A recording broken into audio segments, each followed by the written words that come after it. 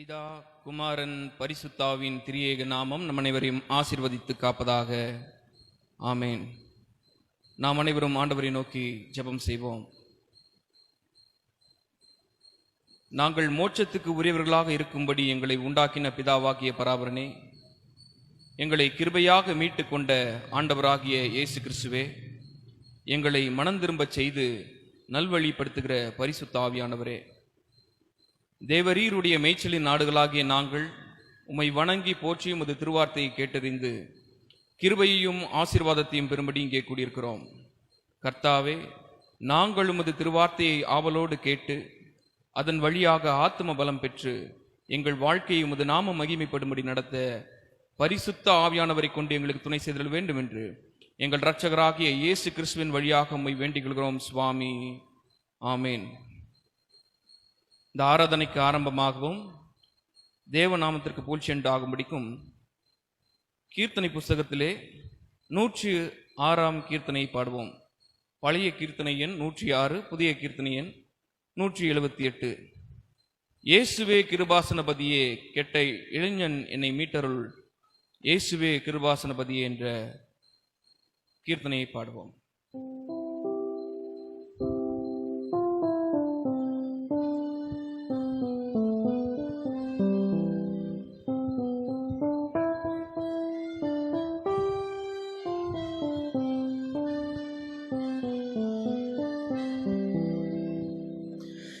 இயேசுவே கிருபாசனபதியே, கெட்ட இளைஞன் என்னை மீட்டருள், இயேசுவே கிருபாசனபதியே.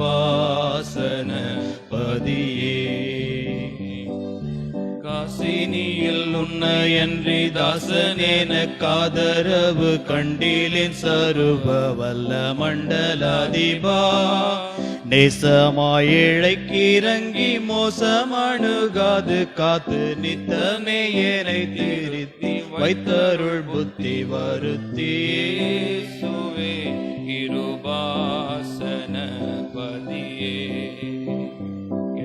பேயுடை சீரையதிலும் காயவினை கேடதிலும் பின்னமாக கன்னிமாயினேன், தீயரை மீட்கும் பொருளநேயம் முற்றுதிரம் விட்டு தேவனே என்னை கண்ணோக்கி தீவினையானைத்தும் நீக்கி, இயேசுவே கிருபாசனபதியே.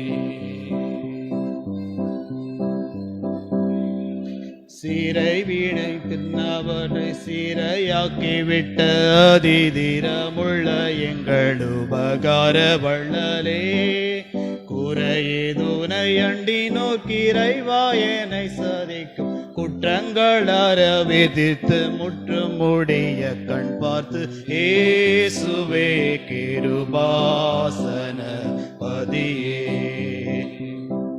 பொல்லா உலகம் அதில் நல்லார் எவரும் இல்லை, புண்ணியனே உன் சரணமண்டி நண்டினேன், எல்லார்க்கும் எல்லாம் நீரல்லோ எனக்கு உதவியின் நாள், அருள் புரிந்து உன்னாவியை சொரிந்து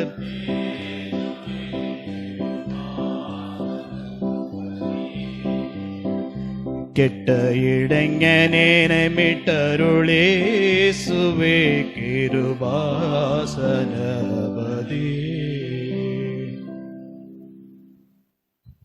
இந்த நாளிலே வாசிக்கும்படியாக தெரிந்து கொள்ளப்பட்ட சங்கீதம், அது ஞான சங்கீதங்களின் புஸ்தகம் 49ஆம் சங்கீதம். முறைமுறையாக வாசிப்போம். ஞான சங்கீதங்களின் புஸ்தகம் 49ஆம் சங்கீதம்.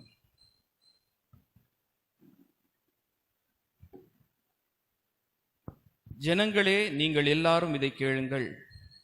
பூமியின் குடிகளே, சிறியோரும் பெரியோரும் ஐஸ்வர்யவான்களும் எளியவருமாகிய நீங்கள் எல்லாரும் ஏகமாய் செவி கொடுங்கள். என் வாய் ஞானத்தை பேசும், என் இருதயம் உணர்வை தியானிக்கும். என் செவியை ஊமைக்கு சாய்த்து என் மறைபொருளை சுரமண்டலத்தின் மேல் வை. என்னை தொடுகிறவர்களுடைய அக்கிரமம் என்னை சூழ்ந்து கொள்ளும். தீங்கு நாட்களில் நான் பயப்பட வேண்டியதென்ன? தங்கள் செல்வத்தை நம்பி தங்கள் திரளான ஐஸ்வர்யத்தினால் பெருமை பாராட்டுகிற ஒருவனாவது தன் சகோதரன் அழிவை காணாமல் இனி என்றைக்கும் உயிரோடு இருக்கும்படிக்கு எவ்விதத்திலாவது அவனை மீட்டுக் கொள்ளவும் அவனித்தம் மீட்கும் பொருளை தேவனுக்கு கொடுக்கவும் கூடாதே. அவர்கள் ஆத்தும மீட்பு மிகவும் அருமையாய் இருக்கிறது, அது ஒருபோதும் முடியாது. ஞானிகளும் மரித்து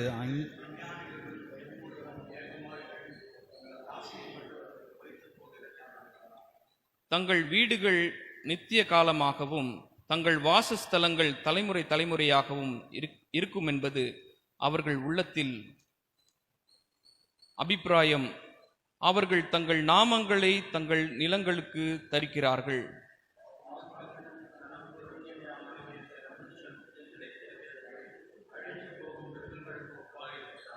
இதுதான் அவர்கள் வழி, இதுதான் அவர்கள் பைத்தியம். ஆகிலும் அவர்கள் சந்ததியார் அவர்கள் சொல்லை மெச்சிக்கொள்கிறார்கள்.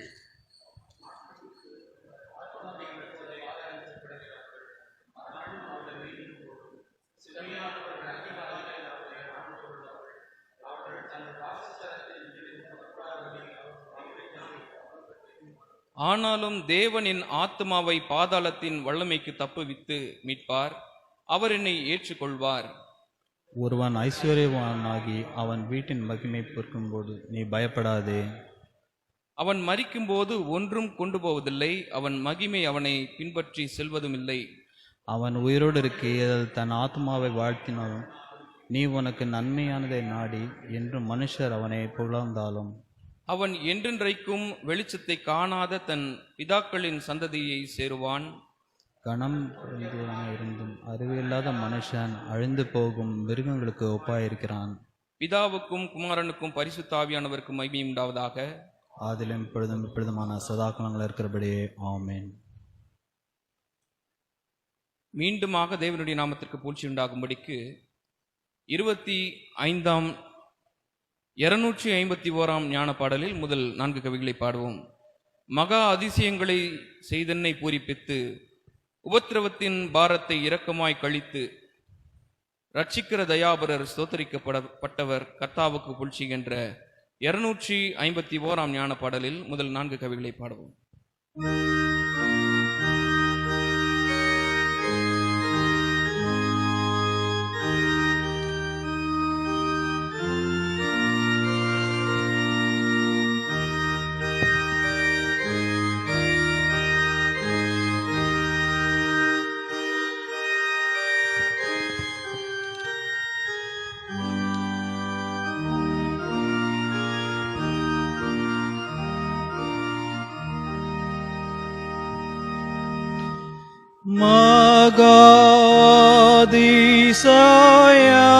மகாதிசயங்களை செய்தேனாய் பூரிப்பித்து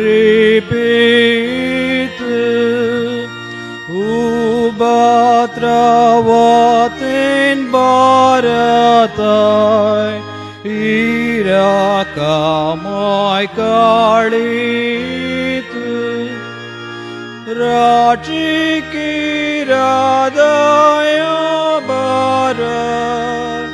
தாந்தரிக்கப்பட்டவர் கர்த்தாவுக்கு புகழ்ச்சி.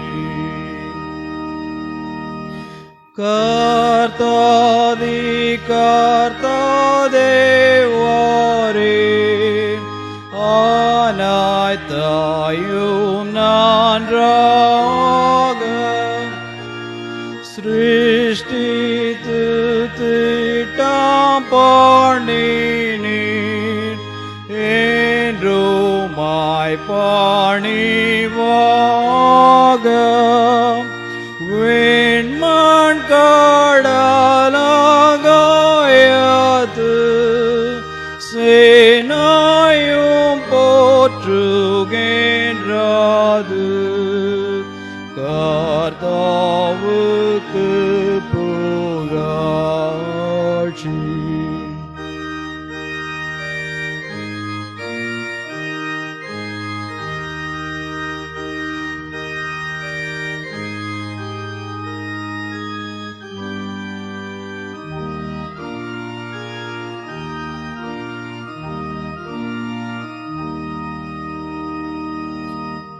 சிருஷ்டித்தாதாய்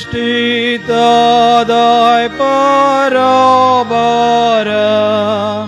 காப்பாற்றி நிதாம் தாமே அன்பின் பராமரிப்போட நாடாது சித்தமாமே அவரது விசாரிப்பு குறைவில்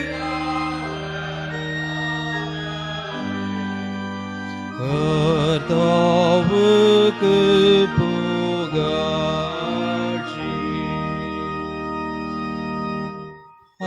ஆகேழும் என்றேன் துன்பத்தில் கர்த்தாவை கெஞ்சி வந்தேன்.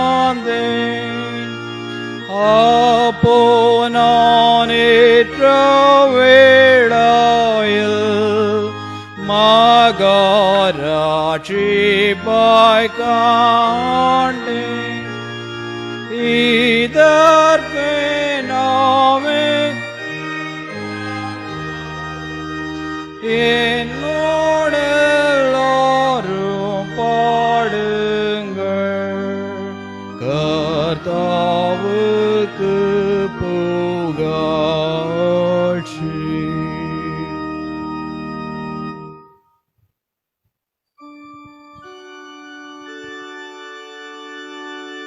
கர்த்தராய் எல்லா காலத்திலும் ஸ்தோத்தரிப்பே.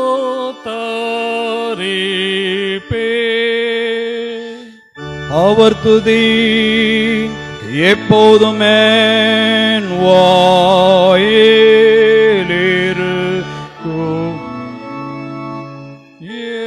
என்னோடு சேர்ந்து கர்த்தராய் மகிமாய் படுத்துங்க.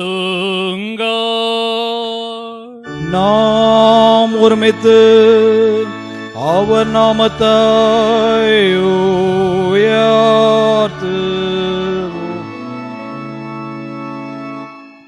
கர்த்தர் நல்லவர் என்பதாய் ருசி தரியுங்கள். அவர் மேல் நம்பிக்கையாயிருக்கிற மனுஷன் பாக்கியவான்.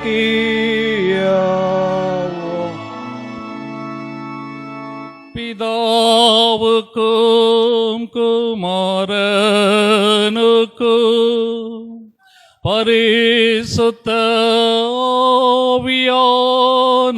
ஆவியானவருக்கும் மகிமாய் உண்டாவதாக.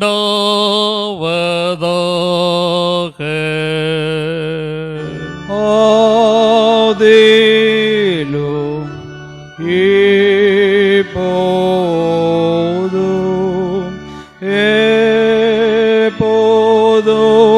எப்போதுமான சதா காலங்களிலும்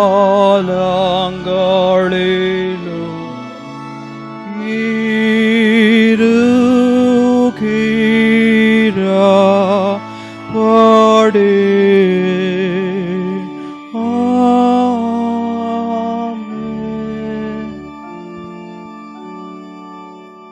அன்புக்கு உரியவர்களே, பராபரனிடம் நமது இருதயத்தை திறந்து நம்முடைய பாவங்களை அறிக்கை செய்து ஆத்தும பசி தாகத்தோடு அவரது கிருபைக்காக மன்றாடுவோம். வாருங்கள்.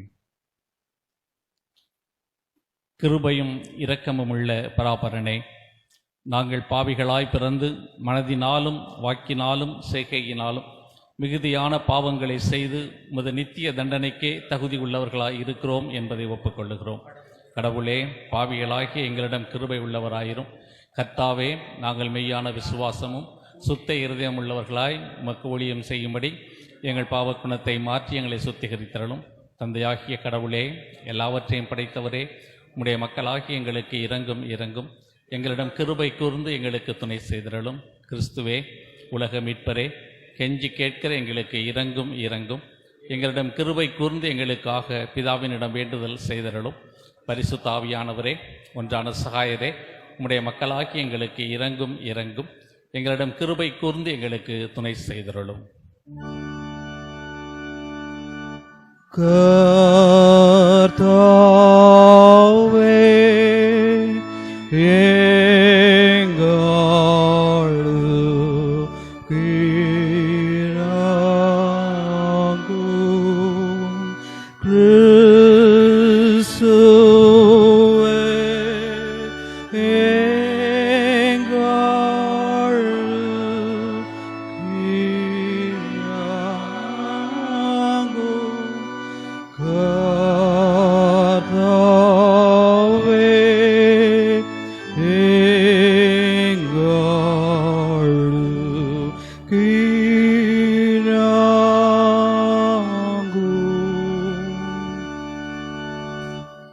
கடவுள் நமக்கு இறங்கினார்.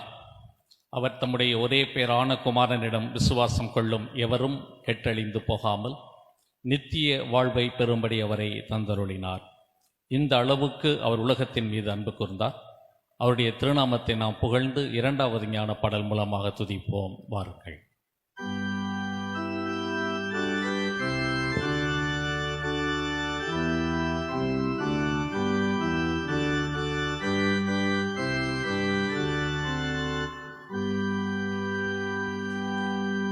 உன்னதங்களில் இருக்கிற பராபரனுக்கு மகிமாயோ,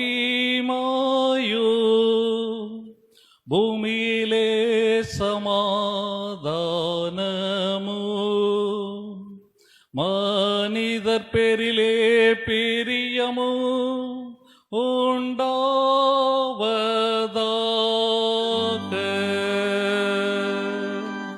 உம்மாய் துதிக்கிறோம்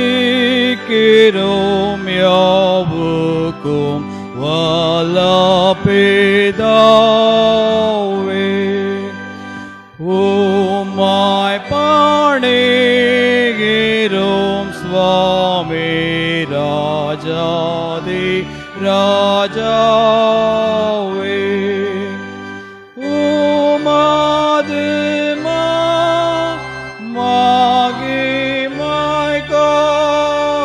கர்த்தா தோத்திரம் சொல்லுகிறோமே.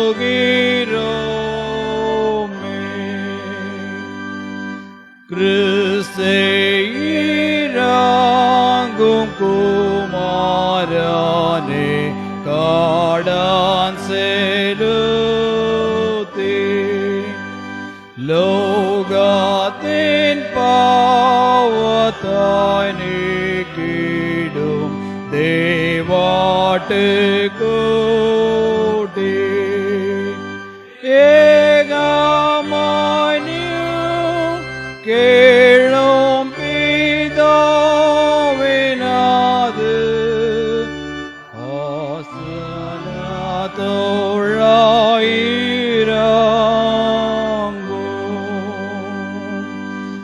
நித்யா பிதாவே மகிமையில் இயேசுவே நீரே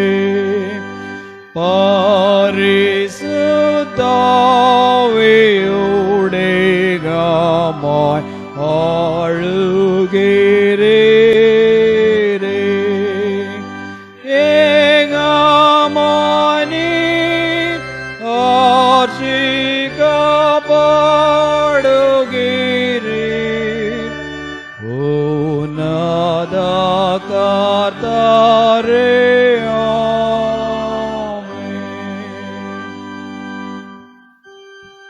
கர்த்தரானவர் உங்களோடிருப்பாராக. அவரும் ஆவியோடும் இருப்பாராக. பிரார்த்தனை செய்வோமாக.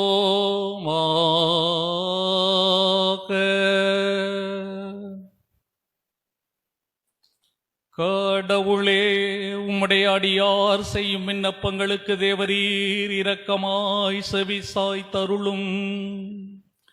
அவர்கள் வேண்டிக் கொள்ளுவதை நீர் அருளுமாறு உமக்கு விருப்பமானதே அவர்கள் கேட்கும்படி செய்தருள வேண்டும் என்று உம்மோடும் பரிசுத்த ஆவியோடும் என்றென்றைக்கும் ஜீவித்து அரசாளுகிற எங்கள் நாதர் இயேசு கிறிஸ்துவின் மூலமா உம்மாய் வேண்டிக் கொள்ளுகிறோம் சுவாமி.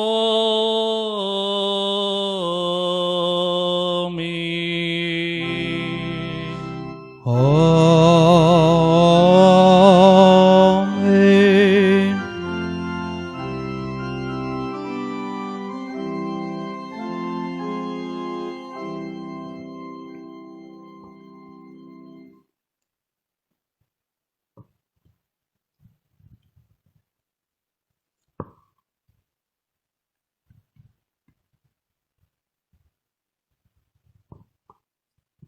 பரிசுத்த திருத்துவ பண்டிகைக்கு பின் வருகின்ற 9வது ஞாயிற்றுக்கிழமை இன்றைய ஆசீர்வாதமான நாளுக்கென்று வாசிக்கும்படியாக நமக்கு கொடுக்கப்பட்டுள்ள வேத பகுதிகளை நாம் வாசிக்கும்படியாக கேட்போம்.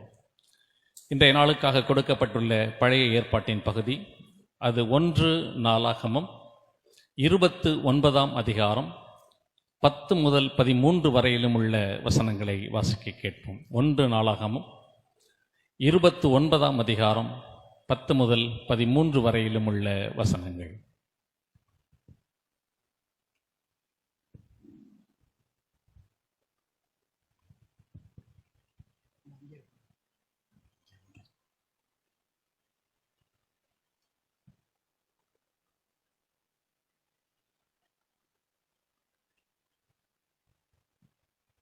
ஆகையால் தாவீது சபை அனைத்தின் கண்களுக்கு முன்பாகவும் கர்த்தருக்கு ஸ்தோத்திர செலுத்தி சொன்னது, எங்கள் தகப்பனாகிய இஸ்ரவேலின் தேவனாகிய கர்த்தாவே, சதா காலங்களிலும் தேவருக்கு ஸ்தோத்திரம் உண்டாவதாக.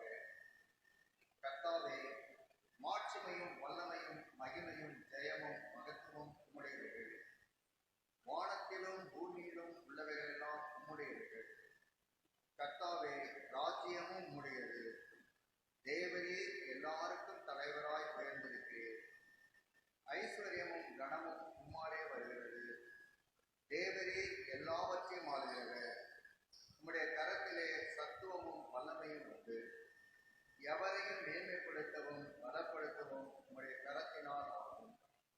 இப்போதும் எங்கள் தேவனே, நாங்கள் உமக்கு ஸ்தோத்திரம் செலுத்தி உமது மகிமையுள்ள நாமத்தை துதிக்கிறோம் என்றது. இருந்தவரும் இருக்கிறவரும் வருகிறவருமான சர்வ வல்லமையுள்ள கடவுள் பரிசுத்தர் பரிசுத்தர் பரிசுத்தர். சேர்ந்து சொல்லுவோம். மகிமையுள்ள கடவுளே தேவரீர் பரிசுத்தர், வல்லமையுள்ள கடவுளே தேவரீர் பரிசுத்தர் பரிசுத்தர், என்றென்றும் உள்ள கடவுளே தேவரீர் பரிசுத்தர் பரிசுத்தர் பரிசுத்தர். அந்தபடியே இந்த நாளுக்கென்று குறிக்கப்பட்டிருக்கும் நிருப பகுதியை வாசிக்க கேட்போம். அது அப்போஸ்தலனாகிய பவுல் கொரிந்தியருக்கு எழுதின 1ஆம் நிருபம் 10ஆம் அதிகாரம் முதல் 13 வசனங்கள். 1 கொரிந்தியர் 10ஆம் அதிகாரம் முதல் 13 வசனங்கள்.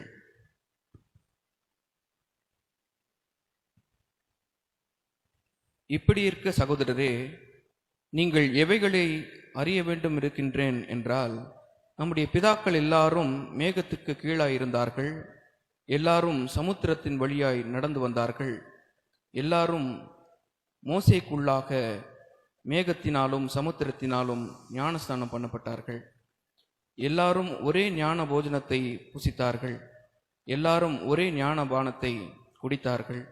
எப்படியெனில் அவர்களோடே கூட சென்ற ஞான கண்மலையின் தண்ணீரை குடித்தார்கள். அந்த கண்மலை கிறிஸ்துவே. அப்படி இருந்தும் அவர்களில் அதிகமான பேர்களிடத்தில் தேவன் பிரியமாய் இருந்ததில்லை. ஆதலால் வனாந்தரத்திலே அவர்கள் அழிக்கப்பட்டார்கள். அவர்கள் இச்சித்தது போல நாமும் பொல்லாங்கன ஆனவைகளை இச்சியாதபடிக்கு இவைகள் நமக்கு திருஷ்டாந்தங்களாய் இருக்கிறது. ஜனங்கள் புசிக்கவும் குடிக்கவும் உட்கார்ந்து விளையாட எழுந்திருந்தார்கள் என்று எழுதியிருக்கிறபடி அவர்களில் சிலர் விக்கிரக ஆராதனைக்காரர் ஆனது போல நீங்களும் ஆகாதிருங்கள். அவர்களில் சிலர் வேசித்தனம் பண்ணி ஒரே நாளில் 23,000 பேர் விழுந்து போனார்கள். அதுபோல நாமும் வேசித்தனம் பண்ணாதிருப்போமாக. அவர்களில் சிலர் கிறிஸ்துவை பரீட்சை பார்த்து பாம்புகளால் அழிக்கப்பட்டார்கள். அதுபோல நாமும் கிறிஸ்துவை பரீட்சை பாராதிருப்போமாக. அவர்களில் சிலர் முறுமுறுத்து சங்காரக்காரனாலே அழிக்கப்பட்டார்கள். அதுபோல நீங்களும் முறுமுறுக்காதிருங்கள். இவைகளெல்லாம் திருஷ்டாந்தங்களாக அவர்களுக்கு சம்பவித்தது உலகத்தின் முடிவு காலத்தில் உள்ள நமக்கு எச்சரிப்பு உண்டாகும்படி எழுதப்பட்டும் இருக்கிறது. இப்படி இருக்க தன்னை நிற்கிறவன் என்று எண்ணுகிறவன் விழாதபடிக்கு எச்சரிக்கையாயிருக்க கடவன். மனுஷருக்கு நேருகிற சோதனையே அல்லாமல் வேறே சோதனை உங்களுக்கு நேரிடவில்லை. தேவன் உண்மையுள்ளவராயிருக்கிறார். உங்கள் திராணிக்கு மேலாக நீங்கள் சோதிக்கப்படுகிறதற்கு அவர் இடம் கொடாமல் சோதனையை தாங்கத்தக்கதாக சோதனையோடே கூட அதற்கு தப்பிக்கொள்ளும்படியான போக்கையும் உண்டாக்குவார். வாசிக்கப்பட வேண்டிய நிரூப பகுதி வாசிக்கப்பட்டு முடிந்தது. கர்த்தர்தாமே இந்த திருவசனங்களை நம்முடைய இருதயங்களில் நித்திய ஜீவனுக்கென்று பலிக்க பண்ணி காப்பாராக. ஆமென்.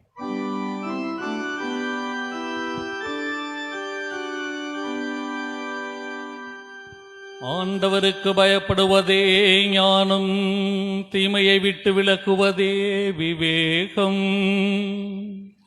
அவர் கட்டளைகளின்படி செய்கிற யாவருக்கும் நற்புத்தி உண்டு. அவர் புகழ் என்றென்றைக்கும் நீலாய்க்கும்.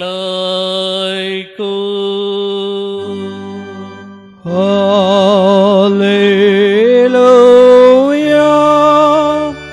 hallelujah,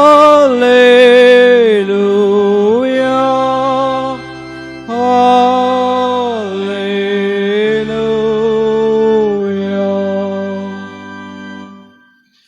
அவ்வாறே இன்றைய ஆசீர்வாதமான நாளுக்கென்று வாசிக்கும்படியாக நமக்கு கொடுக்கப்பட்டுள்ள நற்செய்தி பகுதியையும் நாம் வாசிக்கும்படியாக கேட்போம்.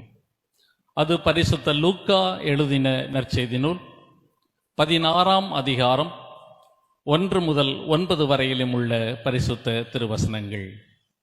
பரிசுத்த லூக்கா எழுதின சுவிசேஷம் 16ஆம் அதிகாரம் 1 முதல் 9 வரையிலும் உள்ள பரிசுத்த திருவசனங்கள். இயேசு தம்முடைய சீஷரை நோக்கி, ஐஸ்வர்யவான் ஒருவனுக்கு ஓர் உக்கிரானக்காரன் இருந்தான். தன் எஜமானுடைய சொத்துக்களை இவன் அழித்து போடுகிறதாக அவனுக்கு அறிவிக்கப்பட்டது. அப்பொழுது எஜமான் அவனை வரவழைத்து, உன்னை குறித்து நான் இப்படி கேள்விப்படுகிறதென்ன? உன் உக்கிரான கணக்கை ஒப்புவி, இனி நீ உக்கிரானக்காரனாய் இருக்க முடியாது என்றான். உக்கிரானக்காரனோ தனக்குள் யோசித்து, தான் என்ன செய்வேன்?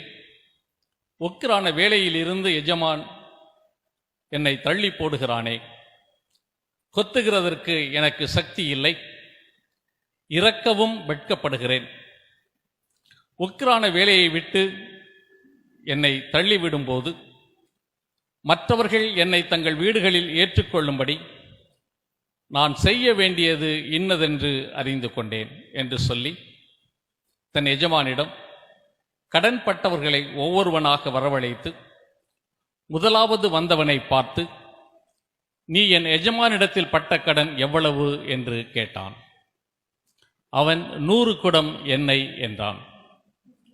உக்கிரானக்காரன் அவனிடம், நீ உன் சீட்டை வாங்கி உட்கார்ந்து 50 என்று சீக்கிரமாய் எழுது என்றான். பின்பு அவன் வேறொருவனை பார்த்து, நீ பட்ட கடன் எவ்வளவு என்று கேட்டான். அவன் 100 கலம் கோதுமை என்றான். அவன், நீ உன் சீட்டை வாங்கி 80 என்று எழுது என்றான். எஜமான் இதை அநீத உக்கிரானக்காரன் இதை யுக்தியோடு செய்தான் என்று அவனை மெச்சிக்கொண்டான். வெளிச்சத்தின் பிள்ளைகளை பார்க்கிலும் இந்த யுகத்தின் பிள்ளைகள் தங்கள் தலைமுறையாருக்கு ஏற்க யுக்தியாய் நடந்து கொள்ளுகிறார்கள். அநீதத்திற்கு ஏதுவான உலகப் பொருளால் உங்களுக்கு சிநேகிதரை சம்பாதித்துக் கொள்ளுங்கள். அப்பொருள் இல்லாமற் போகும்போது அவர்கள் உங்களை நித்திய வீடுகளில் வரவேற்பார்கள் என்று நான் உங்களுக்கு சொல்லுகிறேன் என்றார் என்பதுவே.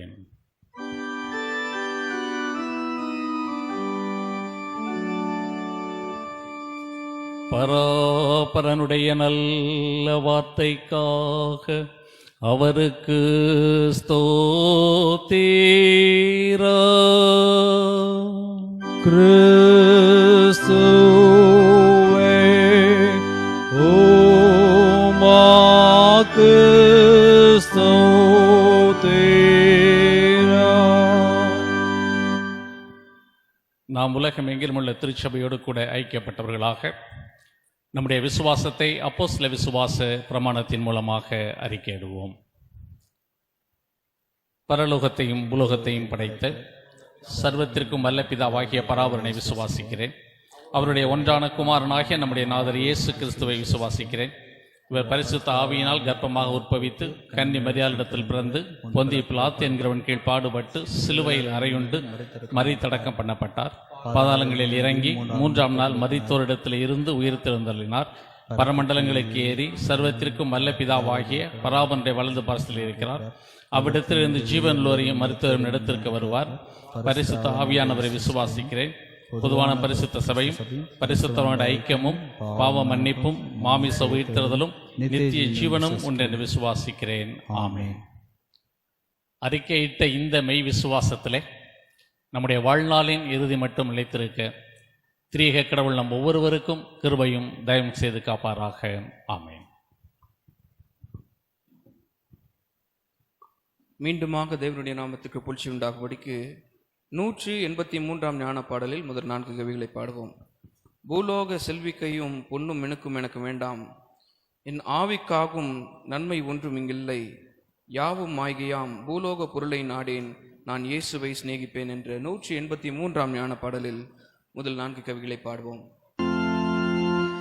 பூலோக செல்விக்காயும் பொன்னும் மினுக்கும் எனக்கு வேண்டாம், என் ஆவிக்காகும் நான் மாயொன்றும் இங்கில்லாயாவும் மாய்கையாம் பூலோக பொருளாய் நாடேன், நான் இயேசுவை சிநேகிப்பேன். என் பொன்னும் செல்வமும் கதியும்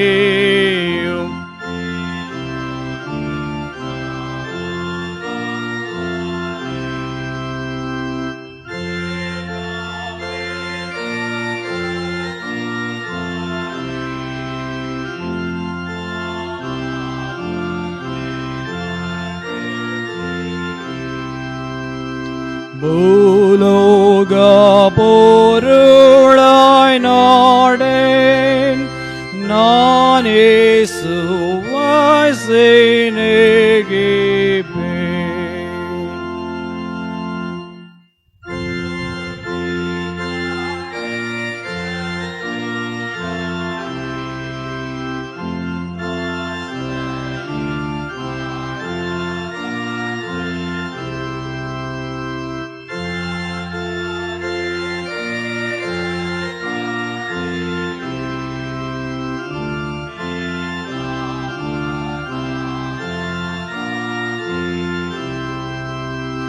பூலோக பொருளாய் நாடேன், நான் இயேசுவை சிநேகிப்பேன்.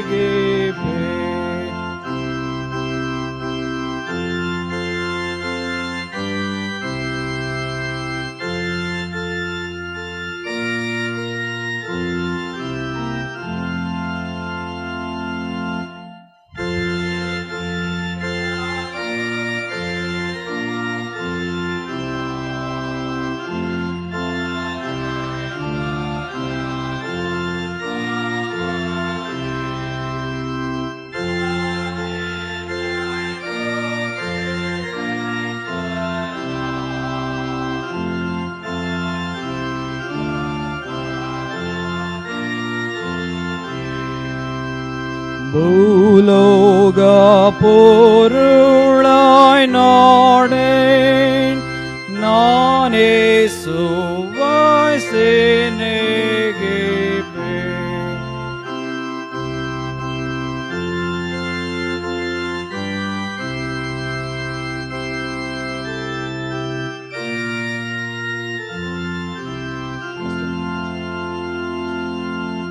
பூலோக செல்விக்காயும் போன்னும் மீனுக்கும் எனக்கு வேண்டாம். ஏனாவி காக்கும் நான் மாயான்றும் இங்கிலாயாவும் மாய்காயாம். பூலோக பொருளாய் நாடேன் நானே சுவாய் சிநேகிப்பேன். நம்முடைய பிதாவாகிய கடவுளிடமிருந்தும் ஆண்டவராகிய இயேசு கிறிஸ்துவனிடமிருந்தும் உங்கள் எல்லோருக்கும் கிருபையும் சமாதானமும் உண்டாவதாக. ஆமென். நாம் எல்லோரும் ஆண்டவரை நோக்கி ஜெபம் செய்வோம்.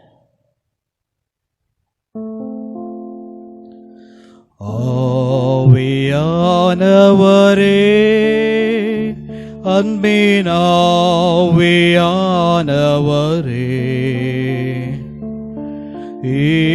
இப்போ வாரும், இறங்கி வாரும் எங்கள் மத்தியிலே. இப்போ வாரும், இறங்கி வாரும் எங்கள் மத்தியிலே. சீனாய் மலையினிலே இறங்கி வந்தவரே, சீனாய் மலையினிலே இறங்கி வந்தவரே,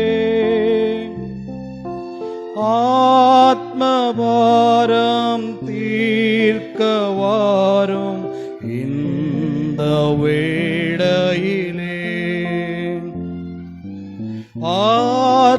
ஆத்மபாரம் தீர்க்க வாரும் இந்த வேளையிலே.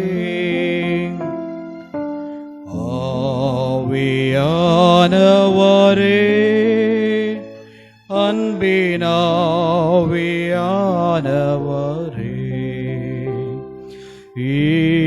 இப்போ வாரும், இறங்கி வாரும் எங்கள் மத்தியிலே. இப்போ வாரும், இறங்கி வாரும் எங்கள் மத்தியிலே. கிருபையும் இரக்கமும் நிறைந்த எங்கள் அன்பின் ஆண்டவரே, அனுதினமும் உமது அன்பின் அடைக்கலத்துக்குள்ளே வைத்து எங்களை பாதுகாத்து பராமரித்துக் கொள்கின்றவரே, நன்மையான ஈவுகளை எங்களுக்கு அருளி சுகம் பலன் ஜீவனை எங்களுக்கு கொடுத்து உமது பிள்ளைகளாய் உமக்குள்ளே என்னாலும் மகிழ்ந்திருக்கும்படியான ஸ்லாக்கியங்களை நித்தமும் தந்து எங்களை ஆசீர்வதிக்கிற நல்ல தகப்பனே, மனமகிழ்ச்சியான இந்த பரிசுத்த ஓய்வு நாளுக்காக உமக்கு நன்றி செலுத்துகிறோம். உமது பரிசுத்த சமூகத்திலே கூடி வந்து கர்த்தர் இம்மட்டுமாக எங்களது வாழ்க்கையிலே பாராட்டி இருக்கிற கிருபைகளை நன்றியோடு கூட எண்ணி உம்மை பணிந்து போற்றும்படியாக எங்களுக்கு அருள் செய்து நன்றி செலுத்துகிறோம். உம்மை பணிந்து போற்றுகிற இந்த பரிசுத்த ஆராதனையிலும் உம்முடைய சத்திய திருவசனங்களுக்குள்ளாக கடந்து போகிறோம். நீர் எங்களோடு கூட பேச உமது வார்த்தைகளை எங்களது உள்ளத்திலே பதித்து 30, 60, 100 நாங்கள் பலன் கொடுக்கும்படியாக கர்த்தர் எங்களுக்கு கிருபை பாராட்ட நாங்கள் செபிக்கிறோம். இரக்கமுள்ள கடவுளே, இதோ இந்த நாளிலும் இந்த செய்தியை கேட்டுக்கொண்டிருக்கிற உமது பிள்ளைகளை ஆண்டவர் ஆசீர்வதிக்கும்படியாக மன்றாடுகிறோம். பல்வேறு விதமான மனநிலை, பல்வேறு விதமான குடும்பத்தின் சூழ்நிலை, பல்வேறு விதமான இடர்பாடுகள் மத்தியில் இருக்கின்ற உமது பிள்ளைகளுக்கு உமது பரிசுத்த திரு வார்த்தைகள் ஆறுதலாக அமையும்படியாக கர்த்தர் கிருபை பாராட்ட வேண்டும் என்று நாங்கள் ஜெபிக்கிறோம். இப்பொழுது உம்முடைய பரிசுத்த ஆவியானவர் எங்களை பரிபூர்ணமாக நிரப்பட்டும். உமது வார்த்தைகள், உமது வாக்கு தத்தங்கள் ஆம் என்றும் ஆமேன் என்றும் எங்களது வாழ்க்கையிலே நிறைவேற கர்த்தர் கிருபை செய்யும். இயேசுவின் நாமத்திலே ஜெபிக்கிறோம் நல்ல பிதாவே, ஆமென். இறைமேந்தன் இயேசு கிறிஸ்துவின் இனிய நல்லாமத்தில் எனக்கு அன்பான திருச்சபையின் மக்களே, திரியேக கர்த்தருடைய பரிசுத்த நாமத்திலே உங்களுக்கு நல்வாழ்த்துதல்களை தெரிவித்துக் கொள்கின்றேன். இந்த நாளிலும் ஆண்டவருடைய செய்தியின் மூலமாக உங்களை சந்திப்பதிலே மிகவும் மகிழ்வடைகின்றேன். இன்றைய நாளின் நம்முடைய அருளறைக்காக நமக்கு கொடுக்கப்பட்டுள்ள வேத பகுதி, அது பரிசுத்த லூக்கா எழுதின நற்செய்தி நூல் 16வது அதிகாரம் 1 முதல் 9 வரையிலும் உள்ள பரிசுத்த திருவசனங்கள். நாம் முன்பே பீடத்திலே வாசிக்கும்படியாக கேட்ட சுவிசேஷ பகுதியாக அது இருக்கின்றது. மனிதர்களாகிய நம்முடைய வாழ்வுக்கு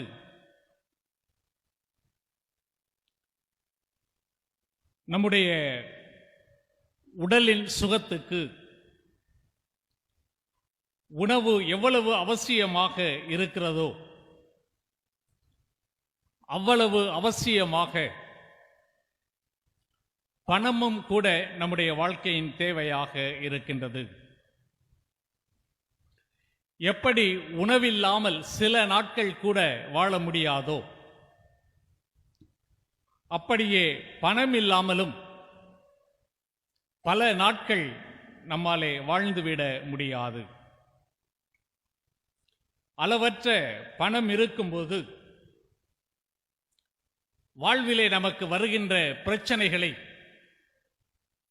சுலபமாக நம்மாலே தீர்த்துவிட முடியும்.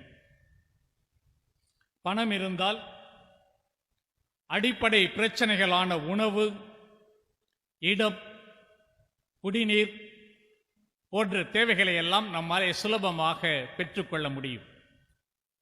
மாத்திரமல்ல, நமது வாழ்க்கைக்கு தேவையான அல்லது நமது வீட்டிற்கு தேவையான பொருட்கள் எல்லாவற்றையும் நம்மாலே சுலபமாக பணத்தை கொண்டு வாங்கிக் கொள்ள முடியும். நம்முடைய வாழ்க்கையிலே ராஜாவை போன்று நீங்களும் நானும் அநேக வேலையாட்களை வைத்துக்கொண்டு சுகபோகமாக நம்முடைய வாழ்வை நடத்த முடியும். நாம் வேண்டுகிறபடி, விரும்புகிறபடி, எதிர்பார்க்கிறபடி பணம் தானாக நமக்கு வந்து விடுவதில்லை. அதற்காக நாம் வேலை செய்ய வேண்டும். பிறருடன் அநேக விதமான தொழில் போட்டிகளை எல்லாம் நாம் எதிர்கொள்ள வேண்டும். நம்முடைய வாழ்க்கையிலே பண வரவு கொஞ்சமாக இருக்கின்றது. ஆனால் பண தேவையோ எல்லை இல்லாததாக அமைந்து விடுகிறது. இந்த பணம் என்பது எப்படி எல்லா பிரச்சனைகளுக்கும் ஒரு தீர்வாக அமைகிறதோ, அப்படியே இது எல்லா பிரச்சனைகளுக்கும் வேறாகவும் இது அமைகிறது. பணத்திற்கும் மகிழ்ச்சிக்கும் உள்ள வேறுபாட்டை அநேகர் சீர்தூக்கி பார்ப்பதில்லை. அதிக பணம் அதிக மகிழ்ச்சி என்று எண்ணுகிறார்கள். இரவு பகல் நேரமில்லாமல் உழைத்து பல உபத்திரவங்களை பட்டு மகிழ்ச்சியை பெற பணத்தை நோக்கி மனிதன் ஓடுகின்றான். அதற்கு ஒரு முடிவு காண முடியாமல் வருத்தத்தோடும் திருப்தியின்மையோடும் மனிதன் சோர்ந்து போகின்றவனாக இருக்கின்றான். பணம் வைத்திருக்கிறோம் என்பது தவறல்ல. அதை நாம் எப்படி மதிப்பிடுகிறோம், எப்படி பயன்படுத்துகிறோம், எப்படி பெருக்குகிறோம், அதை எப்படி செலவிடுகிறோம் என்பதுதான் மிகவும் முக்கியமானதாக இருக்கின்றது. இந்த பணம் நமக்கு பாதுகாப்பை, மனசமாதானத்தை, மகிழ்ச்சியை, உடல் நலத்தை நமக்கு கொடுப்பதாக அமைந்திருக்கின்றது. நம்முடைய வாழ்விலே பணம், ஒழுக்கம், உறவு, அன்பு இவை அனைத்துக்கும் தனித்துவம் உண்டு. ஒவ்வொன்றும் நம்முடைய வாழ்க்கையிலே அதன் பங்கை செய்வதாக அமைந்திருக்கின்றது. பணம் ஏதாவது ஒன்றை அல்லது மற்றவைகளை மேற்கொள்கின்ற பொழுதுதான் பிரச்சனைகள் வருகின்றது. இன்றைக்கு நாம் ஒரு அற்புதமான அருளுரை பகுதிக்குள்ளாக கடந்து போகின்றோம். அநேகர் இயேசுவின் போதனையை குறித்து ஆச்சரியப்படுகின்றார்கள். காரணம், மோட்சத்தை குறித்து ஆண்டவர் பேசியதை விட நரகத்தை குறித்து அதிகம் பேசியிருக்கின்றார். மோட்சம் அல்லது நரகத்தை குறித்து அவர் பேசியதை விட வேறு ஒரு தலைப்பையும் குறித்து ஆண்டவர் அதிகமாக பேசியிருக்கிறார் என்று சொன்னால் அந்த தலைப்பு பணமாக இருக்கின்றது. பணத்தை குறித்து ஆண்டவர் மிக அதிகமாக வேதத்திலே பேசியிருக்கிறார். முதல் 3 சுவிசேஷங்களை நாம் வாசித்து பார்த்தால் 6 வசனங்களிலே ஒன்று பணத்தினுடைய பயன் அல்லது பணத்தின் தீமை குறித்து பேசப்படுகின்றது. இயேசுவினுடைய 34 உவமைகளிலே 16 உவமைகளில் குறிப்பிட்டோ அல்லது நேரிடையாகவோ பணத்தை குறித்து பேசப்படுவதை நாம் பார்க்கின்றோம். 500க்கு மேற்பட்ட வசனங்கள் திருமறையிலே ஜெபத்தை குறித்து பேசுகின்றது. ஆனால் 2500க்கு மேல் வசனங்கள் பணத்தை குறித்து சொல்லுகின்றவையாக இருக்கின்றன. ஏன் இயேசு அதிகமாக பணத்தை குறித்து பேசுகின்றார்? முக்கிய காரணம், பணம் என்பது நம்முடைய வாழ்க்கையின் மிக முக்கியமான அங்கமாக இருக்கின்றது. பணம் இல்லாமல் நம்முடைய வாழ்வை நடத்த முடியாது. பணம் இல்லாமல் உணவுப் பொருட்களை வாங்க முடியாது. பணம் இல்லாமல் நாம் இடம் விட்டு இடம் செல்ல முடியாது. அல்லது நமது வாழ்க்கையின் தேவைகளை அன்றாடம் சந்திப்பது என்பது மிகவும் கடினமான ஒரு காரியம். நாம் வாழ்கின்ற இந்த உலகத்திலே பணம் நமக்கு மிகவும் அவசியமானதாக இருக்கின்றது. இந்த உலகம் முழுமைக்குமாக சென்று வருவதற்கு பணம் என்பது ஒரு யுனிவர்சல் பாஸ்போர்ட் போல இருக்கிறதே ஒழிய அது மோட்சத்திற்கு செல்வதற்கு பயன் தராது. பணம் எதையும் நமது வாழ்க்கையிலே கொடுக்கும். ஆனால் நம்முடைய ஆத்தும ரட்சிப்பை, சந்தோஷத்தை நமக்கு அது கொடுக்காது. இந்த உலக உறவுக்கு பணம் மிகவும் அவசியம். இந்த பணத்தை நாம் எப்படி கையாளுகிறோம் என்பதிலேதான் இறைவனோடு கூட நமக்குள்ள உறவு அமைந்திருக்கிறது என்பதை நாம் புரிந்து கொள்ள வேண்டும். இந்த 16வது அதிகாரம் 13வது வசனத்திலே ஆண்டவராகிய இயேசு கிறிஸ்து கூறுகின்றார், எந்த ஊழியக்காரனும் 2 எஜமான்களுக்கு ஊழியம் செய்யக்கூடாது. ஒருவனை பகைத்து மற்றவனை சிநேகிப்பான், அல்லது ஒருவனை பற்றி கொண்டு மற்றவனை அசட்டை பண்ணுவான். தேவனுக்கும் உலகப் பொருளுக்கும் ஊழியம் செய்ய உங்களாலே கூடாது என்று சொல்லி ஆண்டவர் சொல்லுவதை நாம் பார்க்கின்றோம். பணத்திற்கும் கடவுளுக்கும் சேர்ந்து ஊழியம் செய்ய முடியாது. பணத்தை நேசித்தால் நம்மாலே கடவுளை நேசிக்க முடியாது. கடவுளை நேசித்தால் நாம் பணத்தை நேசிக்க மாட்டோம். ஆனால் பணத்தை கடவுளுக்காக நம்மாலே பயன்படுத்த முடியும். நாம் வைத்திருக்கும் பணத்தை எப்படி நாம் சரியாக பயன்படுத்த வேண்டும் என்பதற்காக ஒரு உவமையை இயேசு இன்றைக்கு நமக்கு விளக்குகின்றார். கடவுள் நமக்கு கொடுத்திருக்கும் பணத்திற்கு நல்ல உக்கிரானக்காரர்களாக நீங்களும் நானும் செயல்பட வேண்டும். பணத்தை தேவனுடைய நோக்கத்திற்காக நாம் பயன்படுத்த வேண்டும். ஆண்டவர் சொல்லுகின்ற இந்த அற்புதமான உவமையிலே நேர்மையற்ற, நெறி பிறழ்கின்ற ஒரு மனிதனை குறித்து கூறுகின்றார். நேர்மையற்ற இந்த மனிதனை கொண்டு நமது வாழ்வை நேராக்குவதற்கு இயேசு இந்த உவமையை கூறுவதை நாம் பார்க்கின்றோம். இந்த அற்புதமான ஆண்டவருடைய உவமையிலே வீணிலே செலவிடுகின்ற, பணத்தை விரயமாக்குகின்ற அல்லது சொத்தை அழித்து போடுகின்ற ஒரு உக்கிரானக்காரனை குறித்து ஆண்டவர் சொல்லுகின்றார். வசனம் 1 சொல்லுகின்றது, ஐஸ்வர்யவானாகிய ஒரு மனுஷனுக்கு ஒரு உக்கிரானக்காரன் இருந்தான் என்று இயேசு இந்த உவமையை துவங்குவதை நாம் பார்க்கின்றோம். சீடர்களுக்கு ஆண்டவர் இந்த உவமையை சொல்லுகிறார். ஆனால் பொருளாசைக்காரர்கள் ஆகிய பரிசேயரும் இதை கேட்டுக்கொண்டு இருக்கின்றார்கள். இந்த உவமையினுடைய மிக முக்கியமான கருத்துகளில் ஒன்று உக்கிரானக்காரன் என்கின்ற பொருளை நமக்கு விளக்குகின்றது. உக்கிரானத்துவத்தை குறித்து 7 முறை இந்த உவமையிலே ஆண்டவர் பேசுகின்றார்.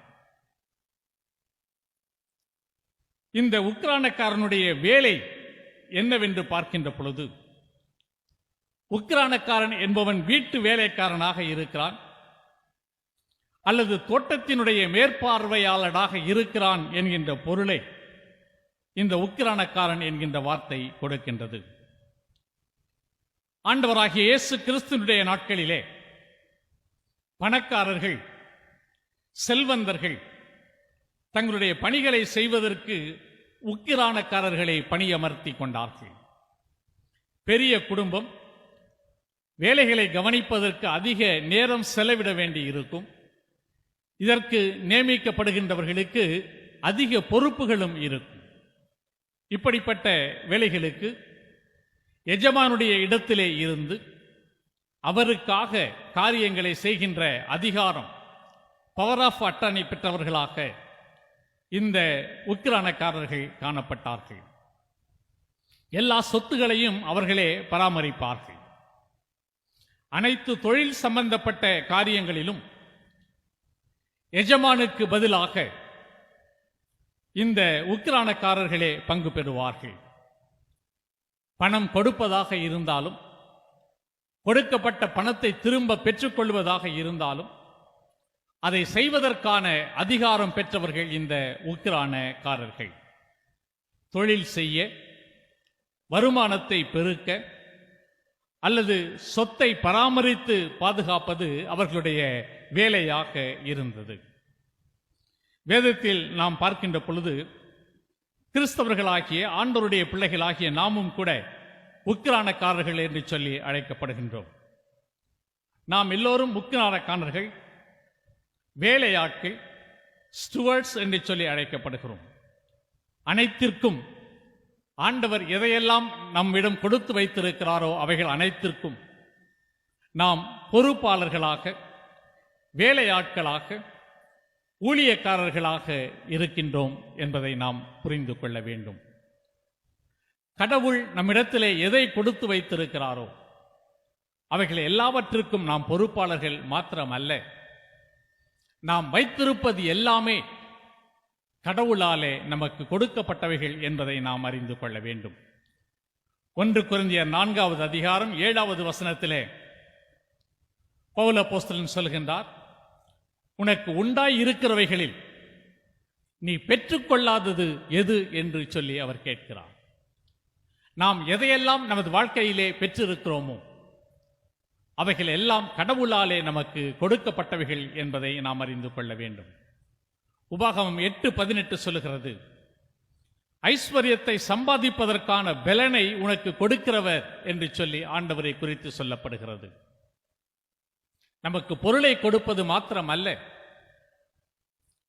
நாம் பொருளை ஈட்டுவதற்கான பலனையும் நமக்கு கொடுக்கின்றவராக கடவுள் இருக்கிறார். இவைகள் மாத்திரமல்ல, நாமே நமக்கு சொந்தமானவர்கள் அல்ல. நாம் கடவுளாலே மீட்டு அவராலே சொந்தமாக்கிக் கொள்ளப்பட்டவர்கள் என்பதை 1 கொரிந்தியர் 6:9 முதல் 19 முதல் 20 வரையிலும் உள்ள வசனங்களிலே வாசிக்கிறோம். நீங்கள் உங்களுடையவர்கள் அல்லவென்றும் அறியீர்களா? கிரயத்திற்கு கொள்ளப்பட்டீர்களே என்று சொல்லி பவுல் எழுதுகின்றார். நாம் பணத்தை சம்பாதிக்கும் போது கடவுள் நமக்கு சத்துவத்தை கொடுத்தார். கடவுளே அனைத்திற்கும் சொந்தக்காரர் என்பதை நாம் நினைவில் கொண்டு நமது வாழ்க்கையிலே செயல்பட வேண்டும்.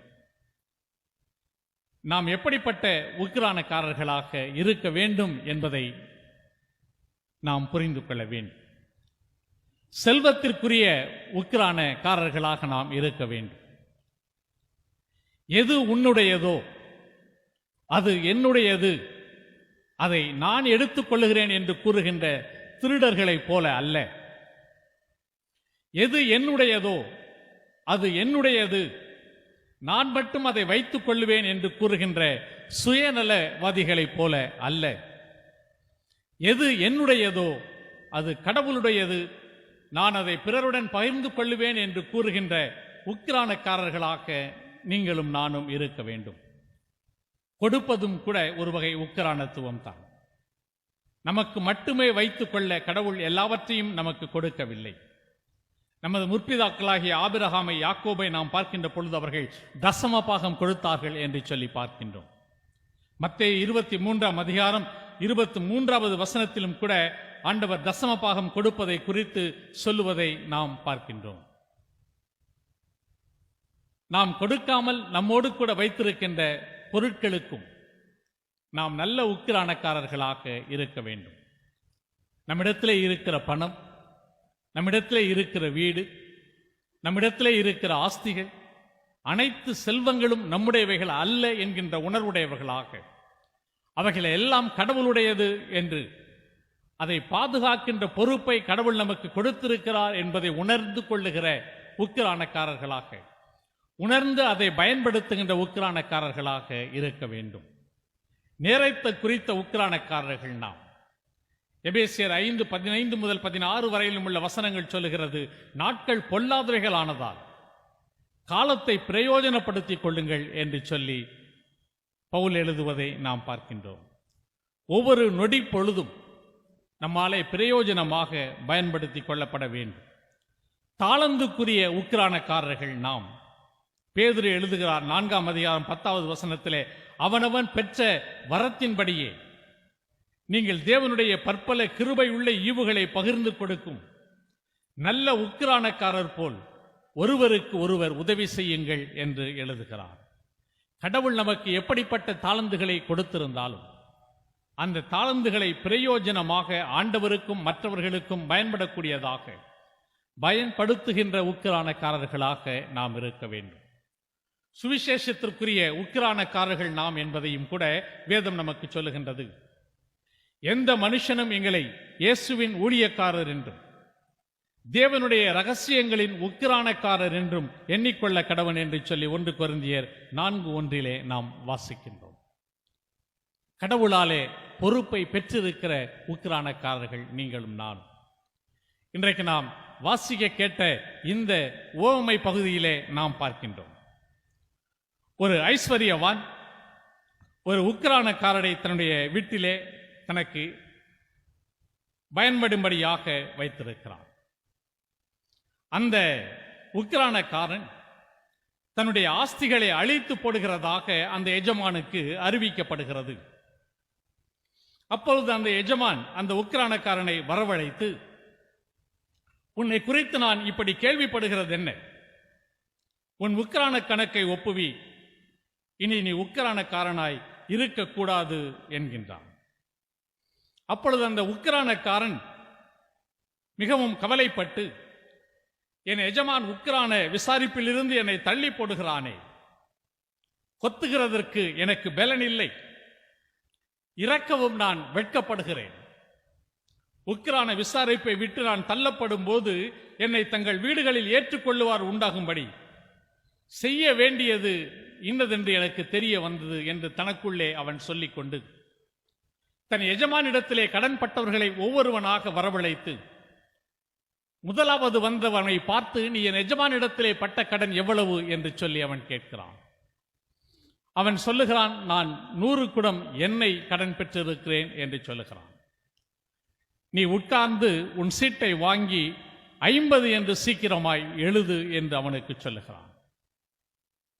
அவன் வேறொருவனை நோக்கி நீ பட்ட கடன் எவ்வளவு என்று அவனிடத்திலே கேட்கிறான். அவன் 100 கலம் கோதுமை என்கிறான். நீ உன் சீட்டை வாங்கி 80 என்று எழுது என்று அவனுக்கு அவன் சொல்லுகிறான். அநீதி உள்ள அந்த உக்கிரானக்காரன் புத்தியாய் செய்தான் என்பதை இந்த எஜமான் கண்டு அவனை மிகவும் மெச்சிக்கொள்ளுகிறான் என்று சொல்லி நாம் பார்க்கின்றோம். இவ்விதமாக ஒளியின் பிள்ளைகளை பார்க்கிறோம். இந்த பிரபஞ்சத்தின் பிள்ளைகள் தங்கள் சந்ததியில் அதிக புத்திமான்களாய் இருக்கிறார்கள். நான் உங்களுக்கு சொல்லுகிறேன், நீங்கள் மாளும் போது உங்களை நித்தியமான வீடுகளிலே ஏற்றுக்கொள்ளுவார் உண்டாகும்படி அநீதியான உலகப் பொருளால் உங்களுக்கு சிநேகிதரை சம்பாதித்துக் கொள்ளுங்கள் என்று சொல்லி ஆண்டவர் சொல்லுவதை நாம் பார்க்கின்றோம். இந்த அற்புதமான வேத பகுதி இன்றைக்கு உங்களுக்கும் எனக்கும் சொல்லுகின்ற 3 அற்புதமான அறிவுரைகளை, ஆலோசனைகளை சுருக்கமாக நாம் கடந்து போவோம். முதலாவதாக இந்த உவமை பகுதி உங்களுக்கும் எனக்கும் சொல்லுகிறது, உங்களுக்கும் எனக்கும் கொடுக்கப்பட்டுள்ள உக்கிரானத்துவத்திலே முடிந்தவரை உண்மை உள்ளவர்களாய் இருங்கள். உக்கிரானத்துவத்தில் முடிந்தவரை உண்மை உள்ளவர்களாய் இருங்கள் என்று சொல்லி இந்த வேத பகுதி நமக்கு அழைப்பு கொடுக்கிறது. எஜமான் வைத்திருந்த உக்கிரானக்காரன் அவனுடைய செல்வத்தை விரயமாக்குகிறான் என்கின்ற குற்றச்சாட்டு இந்த எஜமானுக்கு போகிறது. எஜமானுடைய செல்வத்தை, எஜமானுடைய சொத்தை பராமரிக்க வேண்டிய இந்த உக்கிரானக்காரன் கொடுக்கப்பட்ட அந்த பொறுப்பிலே உண்மையாக நடந்து கொள்ளவில்லை. உக்கிரானக்காரன் என்பவன் உண்மை உள்ளவனாய் இருக்க வேண்டும் என்பதற்கு மாறாக எஜமானுடைய சொத்தை அழிக்கிறவனாக இந்த உக்கிரானக்காரன் காணப்படுகிறான். உடனடியாக இந்த உக்கிரானக்காரனுக்கு நியாய தீர்ப்பை அந்த எஜமான் கொடுப்பதை நாம் பார்க்கின்றோம். 2வது வசனம் சொல்லுகிறது, அந்த உக்கிரானக்காரனை இந்த எஜமான் அழைத்து கேட்கிறான், உன்னை குறித்து நான் இப்படி கேள்விப்படுகிறது என்ன? உன் உக்கிரான கணக்கை ஒப்புவி, இனி நீ உக்கிரானக்காரனாய் இருக்கக்கூடாது என்று சொல்லி அவனை அந்த பொறுப்பில் இருந்து தள்ளிவிடுகிறான். அவனிடத்திலே கொடுக்கப்பட்ட வரவு செலவுகள் சரிபார்க்க இந்த எஜமான் விரும்புகிறான். ஆகையினாலே அவன் சொல்லுகிறான், உன்னுடைய உக்கிரான கணக்கை நீ ஒப்புவித்து விடு என்று சொல்லி அவன் சொல்லுவதை நாம் பார்க்கின்றோம். கடவுளாலே தெரிந்து கொள்ளப்பட்டிருக்கிற, அழைக்கப்பட்டிருக்கிற உக்கிரானக்காரர்களாகிய நீங்களும் நானும் கூட கடவுளுக்கு கணக்கு கொடுக்க வேண்டிய பொறுப்பில் இருக்கின்றபடியினாலே கொடுக்கப்பட்டிருக்கிற இந்த உக்கிரானத்துவத்திலே முடிந்தவரை உண்மை உள்ளவர்களாக இருங்கள். ரோமர் 14வது அதிகாரம் 12வது வசனம் இப்படியாக சொல்லுகிறது, நம்மில் ஒவ்வொருவனும் தன்னை குறித்து தேவனுக்கு கணக்கு ஒப்புவிக்க வேண்டும் என்று சொல்லி இந்த வேத பகுதியிலே நாம் வாசிக்கிறோம். நாம் எல்லாரும் கிறிஸ்துவின் நியாயசனத்திற்கு முன்பதாக வெளிப்பட வேண்டும் என்று சொல்லி 2 கொரிந்தியர் 5ஆம் அதிகாரம் 10வது வசனத்தினுடைய பின்பகுதியிலே நாம் வாசிக்கிறோம். நல்ல உக்கிரானக்காரர்களாக நீங்களும் நானும் காணப்பட வேண்டும். உக்கிரானத்துவத்திலே முடிந்தவரை உண்மை உள்ளவர்களாக நீங்களும் நானும் இருக்க வேண்டும். தங்களுக்கு ஒரு ராஜா வேண்டும் என்று சொல்லி இஸ்ரவேல் மக்கள் கேட்டார். அப்படி தங்களுக்கு ஒரு ராஜா வேண்டும் என்று சொல்லி கேட்ட பொழுது கடவுள் சவுலை தேடி அவனை ராஜாவாக அபிஷேகம் பண்ணுகிறார். ஆனால் சவுல் கடவுளுடைய சித்தத்திற்கு விரோதமாக நடந்து கொண்ட பொழுது, கடவுள் சொன்ன வார்த்தைக்கு கீழ்ப்படியாமல் இந்த சவுல் நடந்து கொண்ட பொழுது, கடவுள் கொடுத்த அந்த உக்கிரானத்துவத்தை சரியாக இந்த பவுல் நிறைவேற்றாமல் போன பொழுது, ஆண்டவர் சவுலை ராஜாவாக்கினது என் மனதிற்கு விசனமாய் இருக்கிறது என்று சொல்லி ஆண்டவர் சொல்லுகிறார். கொடுக்கப்பட்ட உக்கிரானத்துவத்தை நீங்களும் நானும் சரியாக நிறைவேற்றவில்லை என்று சொன்னால் கடவுள் அதற்காக விசனப்படுவார் என்று சொல்லி நாம் பார்க்கின்றோம். தான் தெரிந்து கொண்ட அப்போஸ்தலர்களிலே யூதாசை மிகவும் நம்பிக்கைக்கு உரியவனாக ஆண்டவர் தெரிந்து கொண்டார். அவனிடத்திலே வரவு செலவுகளை பார்க்கின்ற அந்த பொறுப்பை கொடுத்து வைத்திருந்தார். ஆனால் அற்ப தொகையான 30 வெள்ளிக்காசுக்கு ஆண்டவரை காட்டி கொடுத்து அழைக்கப்பட்ட அந்த அழைப்பிற்கு, அந்த உக்கிரானத்துவத்திற்கு கொடுக்கப்பட்ட அந்த பொறுப்பிற்கு மாறாக இந்த யூதாஸ் நடந்து கொண்ட பொழுது அவனுடைய முடிவு மிகவும் கொடூரமாக அமைவதை வேதத்திலே நாம் பார்க்கின்றோம். ஆண்டவர் கொடுக்கிற உக்கிரானத்துவத்திலே முடிந்தவரை நீங்களும் நானும் உண்மை உள்ளவர்களாக காணப்பட வேண்டும். யோசேப்பை பார்க்கின்ற பொழுது யோசேப்புக்கு எத்தனையோ விதமான இடையூறுகள் அவனுடைய சகோதரர்களாலே அவனுக்கு கொடுக்கப்பட்டது. அவனை கொன்று போடுவதற்கு எத்தனித்தார்கள். அவனை குழியிலே தூக்கி போட்டார்கள். வியாபாரிகள் கையிலே விற்று போட்டார்கள். போர்த்திபார் வீட்டிலே அவன் உக்கிரக்காரனாக நியமிக்கப்பட்டான். மிகப்பெரிய பொறுப்புக்கு அவன் நியமிக்கப்படுவதை நாம் பார்க்கின்றோம். எல்லாவற்றையும் போர்த்திபார் அவனுடைய கையிலே ஒப்புக் கொடுத்து விட்டான். சாப்பிடுகிறது ஒன்றை தவிர வீட்டை குறித்து இந்த போர்த்திபார் எதை குறித்தும் கவலைப்படவில்லை. ஏனென்றால் கர்த்தர் யோசேப்போடு கூட இருந்தார். உக்கிரானத்துவத்திலே உண்மை உள்ளவனாக அவன் காணப்பட்டான். வீணாய் குற்றம் சுமத்தப்படுகிறான், சிறையில் அடைக்கப்படுகிறான், பொய்யாக தண்டனை பெற வேண்டிய சூழ்நிலை வருகிறது. ஆனாலும் கூட கடவுள் தனக்கு கொடுத்த அந்த உக்கிரானத்துவத்திலே சற்றும் நெறி பிறழாமல் உண்மை உள்ளவனாக இருந்த அந்த எகிப்து தேசத்திற்கு அதிபதியாக இந்த யோசேப்பு உயர்த்தப்படுவதை நாம் பார்க்கின்றோம். உக்கிரானத்துவத்திலே நீங்களும் நானும் உண்மை உள்ளவர்களாக இருப்போமேயானால் அதனுடைய ஆசீர்வாதத்தை நம்மாலே நமது வாழ்க்கையிலே அறிந்து கொள்ள முடியும். சகரியா ஆண்டவருடைய சமூகத்திலே பணியாற்றுகின்ற ஒரு ஊழியக்காரனாக இருந்தான். அவனுடைய மனைவி எலிசபெத் பிள்ளை இல்லாமல் இருந்தாள். அவன் தேவாலயத்திலே அவன் பணியாற்றி கொண்டிருந்த பொழுது தேவதூதன் அவரை சந்தித்து உனக்கு ஒரு மகன் பிறப்பான் என்கின்ற வாக்குத்தத்தத்தை அவனுக்கு கொடுக்கின்றார். எப்படி இது கூடும் என்று சொல்லி அவன் கேட்கிறான். நான் தேவ சமூகத்திலே நிற்கிற காபிரியேல் தூதன் என்று சொல்லி தன்னை அறிமுகப்படுத்தி கொண்டு கடவுளுக்கு உண்மையாக பணியாற்றுகிற அந்த ஊழியக்காரனுக்குரிய ஆசீர்வாதத்தை அந்த கர்த்தருடைய தூதன் கூறி அறிவித்து விட்டு செல்வதை, அது அவனது வாழ்க்கையிலே நிறைவேறி ஆசீர்வாதமாக ஒரு மகனை பெற்றெடுப்பதை நாம் வேதத்திலே பார்க்கின்றோம்.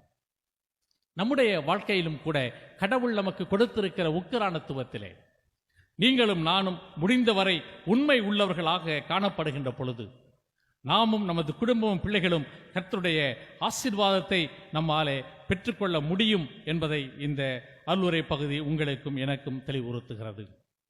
உண்மையற்ற அந்த உக்கிரானக்காரனை போல எஜமானுக்கு துரோகம் செய்கின்ற உக்கிரானக்காரர்களாக ஊழியக்காரர்களாக இல்லாமல் கடவுள் நமக்கு கொடுத்திருக்கிற பொறுப்புகளிலே உண்மை உள்ளவர்களாக நடந்து கொள்ளுகிற உக்கிரானக்காரர்களாக நாம் காணப்பட வேண்டும் என்கின்ற அழைப்பை இன்றைய அருளுரை பகுதி உங்களுக்கும் எனக்கும் கொடுக்கின்றது.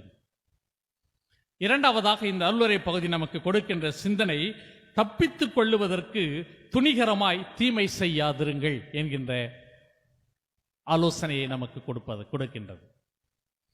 நாம் இருக்கின்ற இந்த நிலையிலிருந்து தப்பித்துக் கொள்ளுவதற்காக அல்லது நாம் செய்த தவறிலிருந்து நாம் தப்பித்துக் கொள்ளுவதற்காக துணிகரமாக மேலும் மேலும் தீமை செய்யாமல் நாம் நிதானத்தோடு மனம் திரும்ப வேண்டும் என்கின்ற அழைப்பை இன்றைய அருளுரை பகுதி உங்களுக்கும் எனக்கும் கொடுக்கின்றது. இந்த உக்கிரானக்காரன் எஜமானுடைய சொத்தை அழித்து போடுகிறான் என்று இந்த எஜமானன் கேள்விப்படுகின்ற பொழுது அவனை கூப்பிட்டு விசாரிக்கிறான். நான் உன்னை குறித்து இப்படி கேள்விப்படுகிறது என்ன?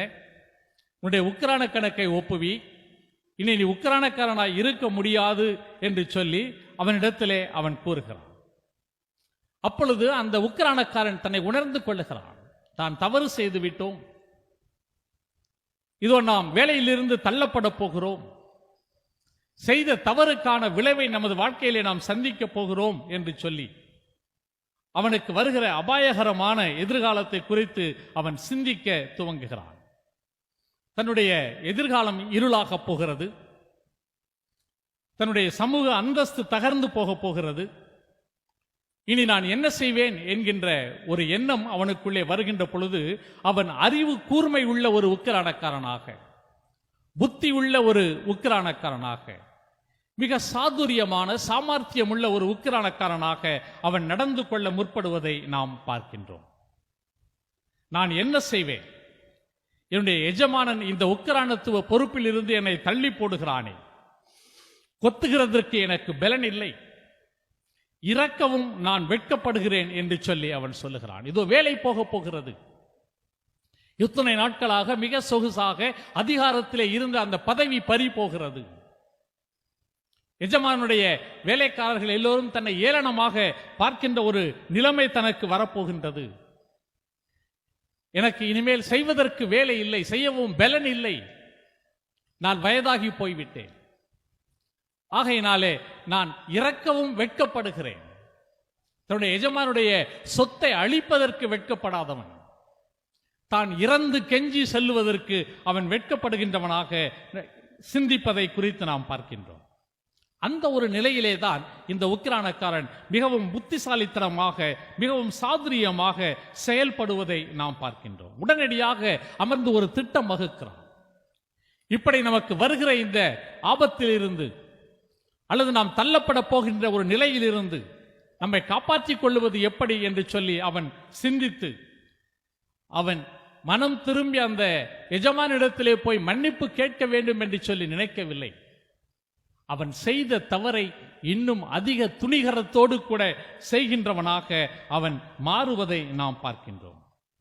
அவன் தவறுக்காக வருந்தி தப்பித்துக் கொள்ள வழி தேடுவதற்கு பதிலாக செய்த தவறை இன்னும் அதிகமாக அவன் செய்கின்றவனாக மாறுகின்றான்.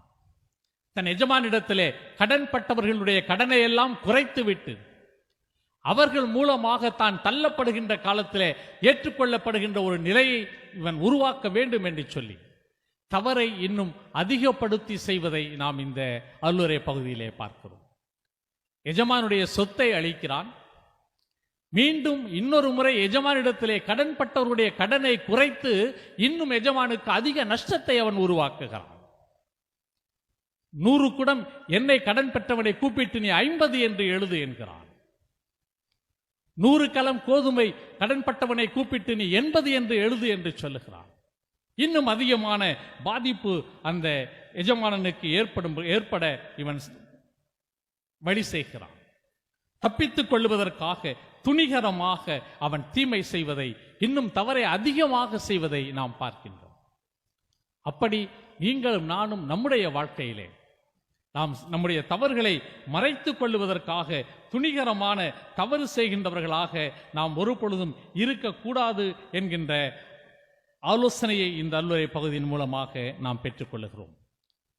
பேதுருவை பார்க்கின்ற பொழுது ஆண்டவரோடு கூட சென்றவன் அந்த மனுஷனை எனக்கு தெரியாது என்று சபிக்கவும் சத்தியம் பண்ணவும் துவங்குவதை நாம் வேத பகுதியிலே பார்க்கின்றோம்.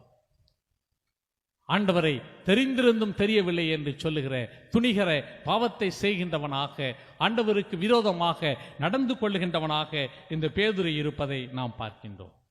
அநேக முறை நமது வாழ்க்கையிலே நாம் தவறி போகிறோம். அநேக முறை பாவங்களுக்குள்ளாக நாம் உட்பட்டு போகிறோம். அநேக முறை எதிர்பாராத நேரங்களிலே நாம் விழுந்து போகிறோம்.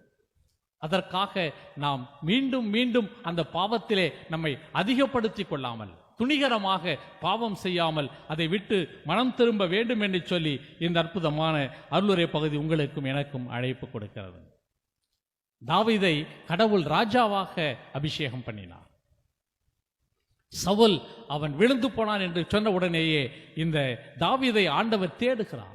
இவனா இவனா இவனா என்று தேடுகின்ற பொழுது இல்லை இல்லை என்று சொல்லி 7 பேரை அவனுடைய தந்தை அனுப்புகிறான். கடைசியாக வருகிற தாவீதை பார்த்து கடவுள் சொல்லுகிறார், இவன்தான், இவனை அபிஷேகம் பண்ணு என்று சொல்லி தாவீதை கர்த்தர் ராஜாவாக அபிஷேகம் பண்ணுகிறார்.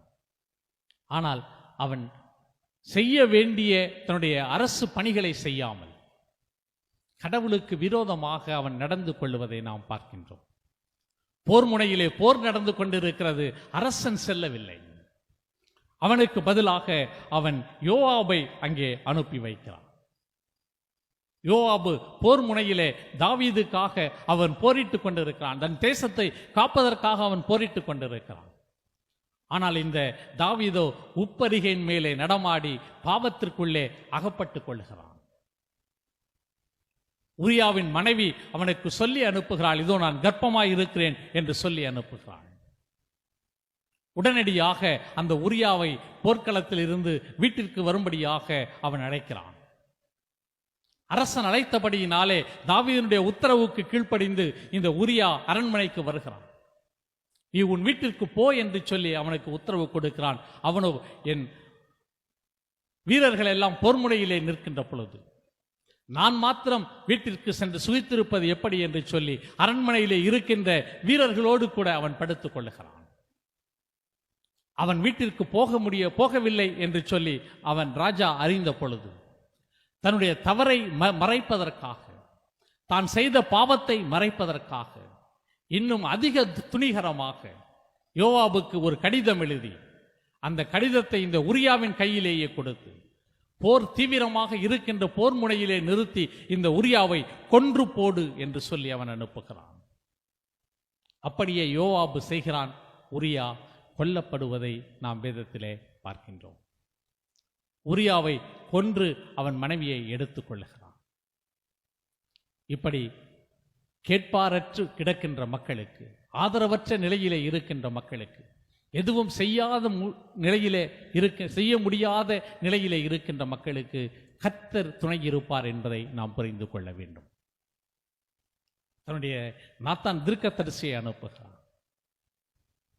வழிபோக்கனுக்கு ஆட்டை கொன்ற அந்த தீயவன் நீதான் என்று சொல்லி, நீயே அந்த மனுஷன் என்று சொல்லி அவனுடைய குற்றத்தை அவனுக்கு வெளிப்படுத்துகிறான். ஐயோ, நான் பாவம் செய்தேன் என்று தாவீது சொல்லுவதை நாம் பார்க்கின்றோம்.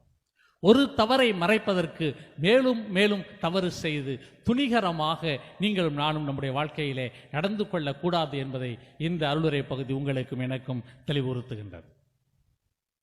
ஆகாப் ராஜாவை பார்க்கின்றோம். அவனுடைய அரண்மனைக்கு அருகிலே நாபோத்தினுடைய திராட்சை தோட்டம் இருக்கின்றது. அந்த திராட்சை தோட்டம் எனக்கு வேண்டும், நான் கீரைகளை பயிரிட வேண்டும் என்று சொல்லி அந்த அரசன் நாபோத்தினிடத்திலே கேட்கிறான். என் தந்தையின் சுதந்திர பாகத்தை நான் உனக்கு கொடுக்காமல் கடவுள் என்னை காப்பாராக என்று சொல்லி இந்த நாபோத்து சொல்லுகிறான். மிகுந்த துக்கம் இந்த ராஜாவுக்கு வந்து விடுகிறது. அவன் படுத்துக் கொள்ளுகிறான். அப்பொழுது அவனுடைய மனைவி வந்து அழைக்கிறார். நீ ராஜ்யபாரம் பண்ணுகிற ராஜாவல்லவா, நான் உனக்கு அந்த தோட்டத்தை தருகிறேன் வா என்று சொல்லி அவனிடத்திலே அழைக்கிறான்.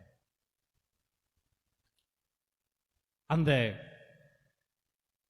நாபோத் தங்கி இருந்த அந்த கிராமத்து பகுதிக்கு, அந்த பட்டினத்தினுடைய மூப்பர்களுக்கு கடிதம் எழுதி கொடுத்து உபவாசத்தை கூட்டி கடவுளுக்கும் ராஜாவுக்கும் விரோதமாக இந்த நாபோத்து பேசினான் என்று சொல்லி அவனை கொன்று போடுங்கள், கல்லெறிந்து கொள்ளுங்கள் என்று சொல்லி உத்தரவு அனுப்புகிறான். அப்படியே அவனை கொன்று போடுகிறார். கேட்பதற்கு ஒருவரும் இல்லை. இந்த ஆகாபு அந்த இடம் தனக்கு வேண்டும் என்பதற்காக அவருடைய மனைவி அந்த மனுஷனை கொன்று போடுவதை, நாபோத்தை கொன்று போடுவதை நாம் பார்க்கின்றோம். கடவுள் சும்மா இருக்கவில்லை. கடவுள் தன்னுடைய தீர்க்கதரிசியாகிய திஸ்பியனாகிய எலியாவை அங்கே அனுப்புகிறான். எலியா ஆகாபுக்கு முன்பதாக நிற்கிறான். ஆகாபிடத்திலே கேட்கிறார், கொலை செய்ததும் எடுத்துக்கொண்டதும் இல்லையோ? நாபோத்தின் இரத்தத்தை நாய்கள் எந்த இடத்தில் நக்கியதோ அந்த இடத்திலே உன் இரத்தத்தையும் நக்கும் என்று சொல்லி அவன் சொல்லுகிறான்.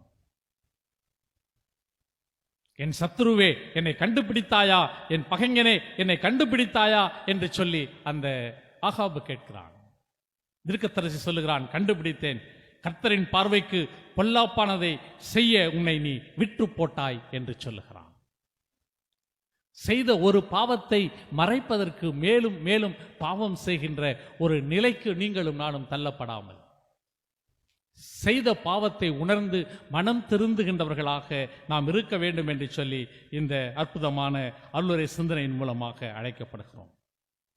சகைவே, நீ இறங்கி வா, இன்றைக்கு உன்னுடைய வீட்டிலே நான் தங்க வேண்டும் என்று சொல்லி ஆண்டவர் சொன்ன பொழுது, ஆண்டவரை தன்னுடைய வீட்டிலே ஏற்றுக்கொள்வதற்கு முன்பதாக தான் செய்த பாவங்களை எல்லாவற்றையும் அறிக்கையிட்டு விட்டுவிட்டு இன்றைக்கு இந்த வீட்டிற்கு ரட்சிப்பு வந்தது என்று சொல்லி ஆண்டவருடைய ஆசீர்வாதத்தை சுதந்திரித்துக் கொள்கிறான் இந்த சகேயு.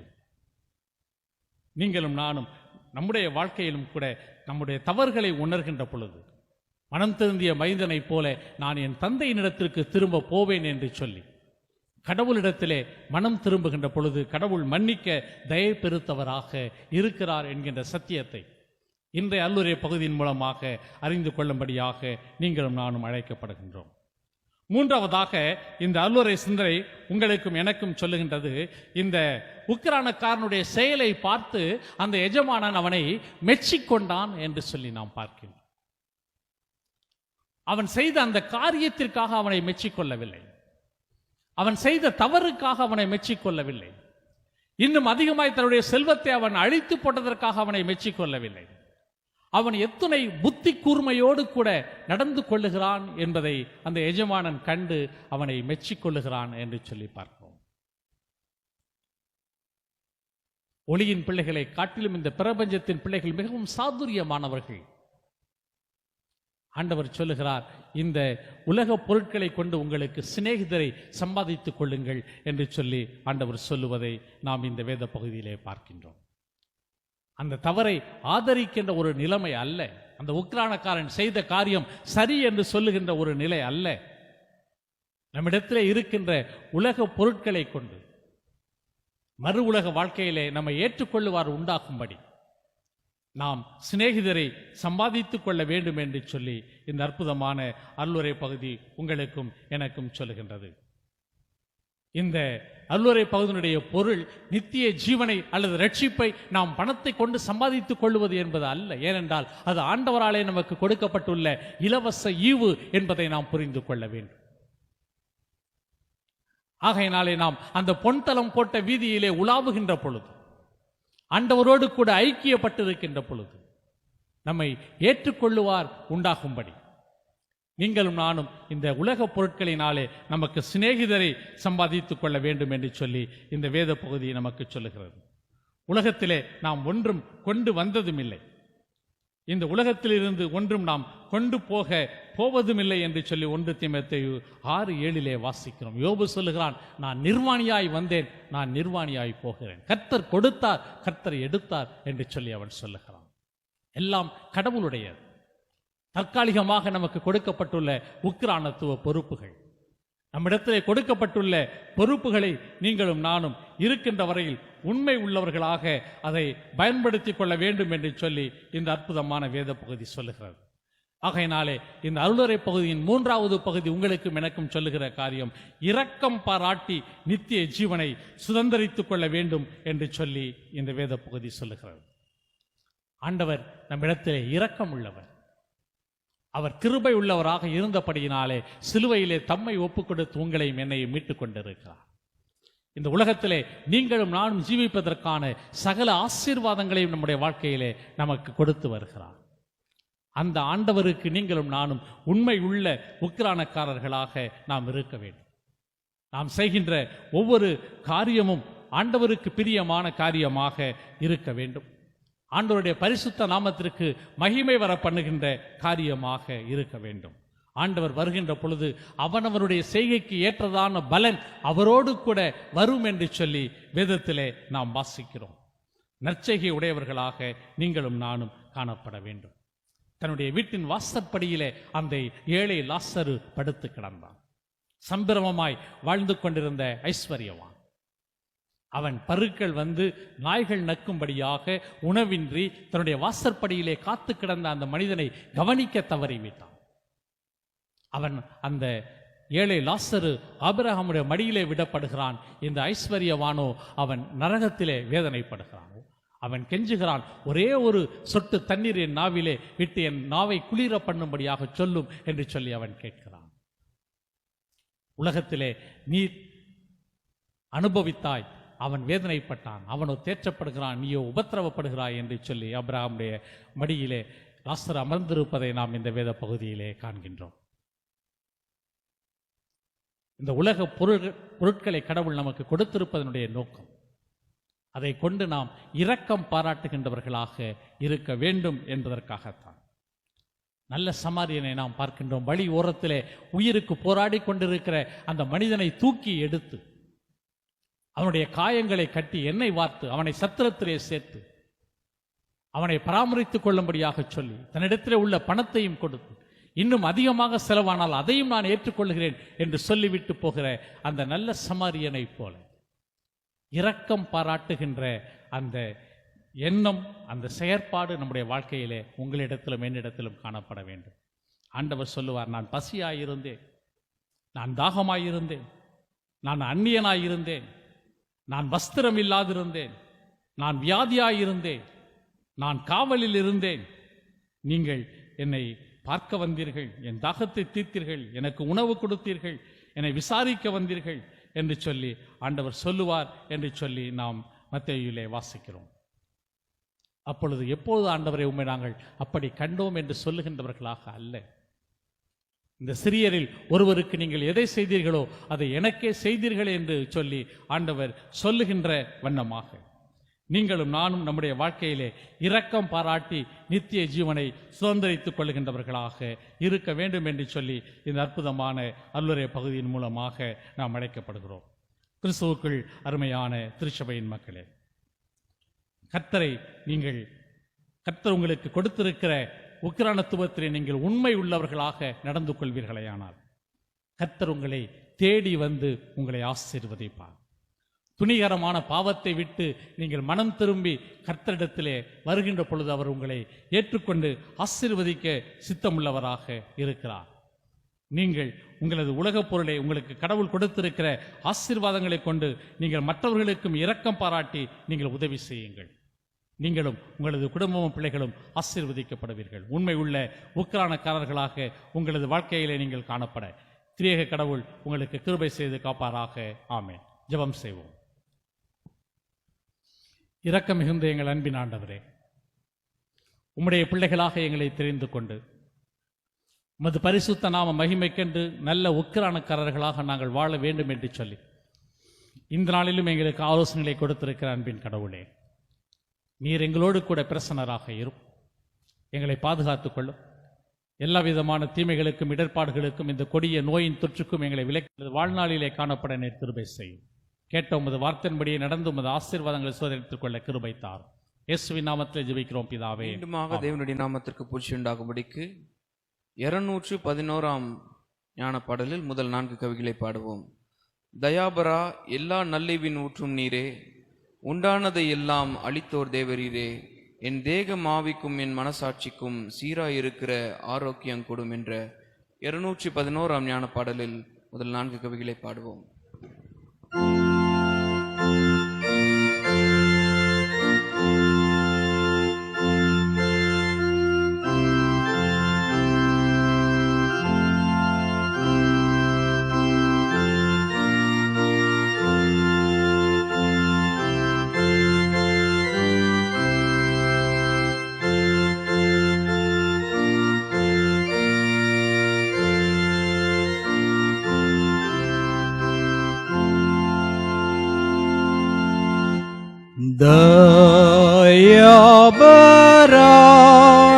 தயாபராயெல்லாம் நாளிவேனூற்றும் நீரே, உண்டானதாயெல்லாம் அளித்தோ தேவரீரே, என் தேகமாவிக்கும் என் மனசாட்சிக்கும் சீராயிருக்கிற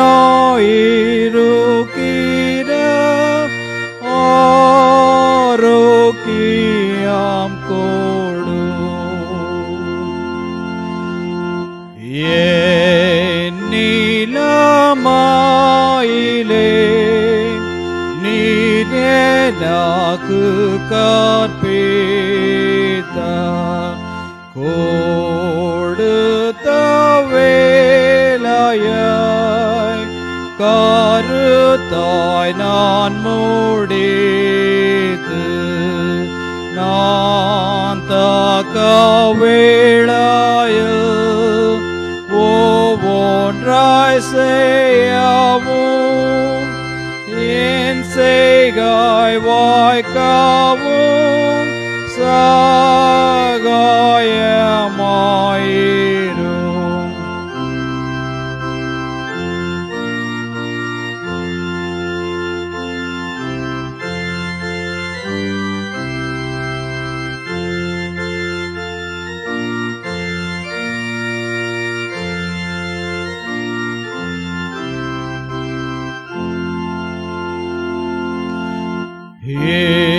எப்போதும் ஏற்றதாய் நான் வாசனிப்பேனாக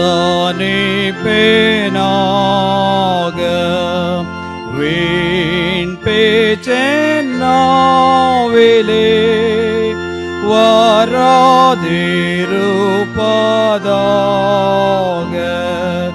ஏனுதியோகத்தில் நான் பேச வேண்டிய ஈடரற்ற சொல்லை பலப்படுத்துக.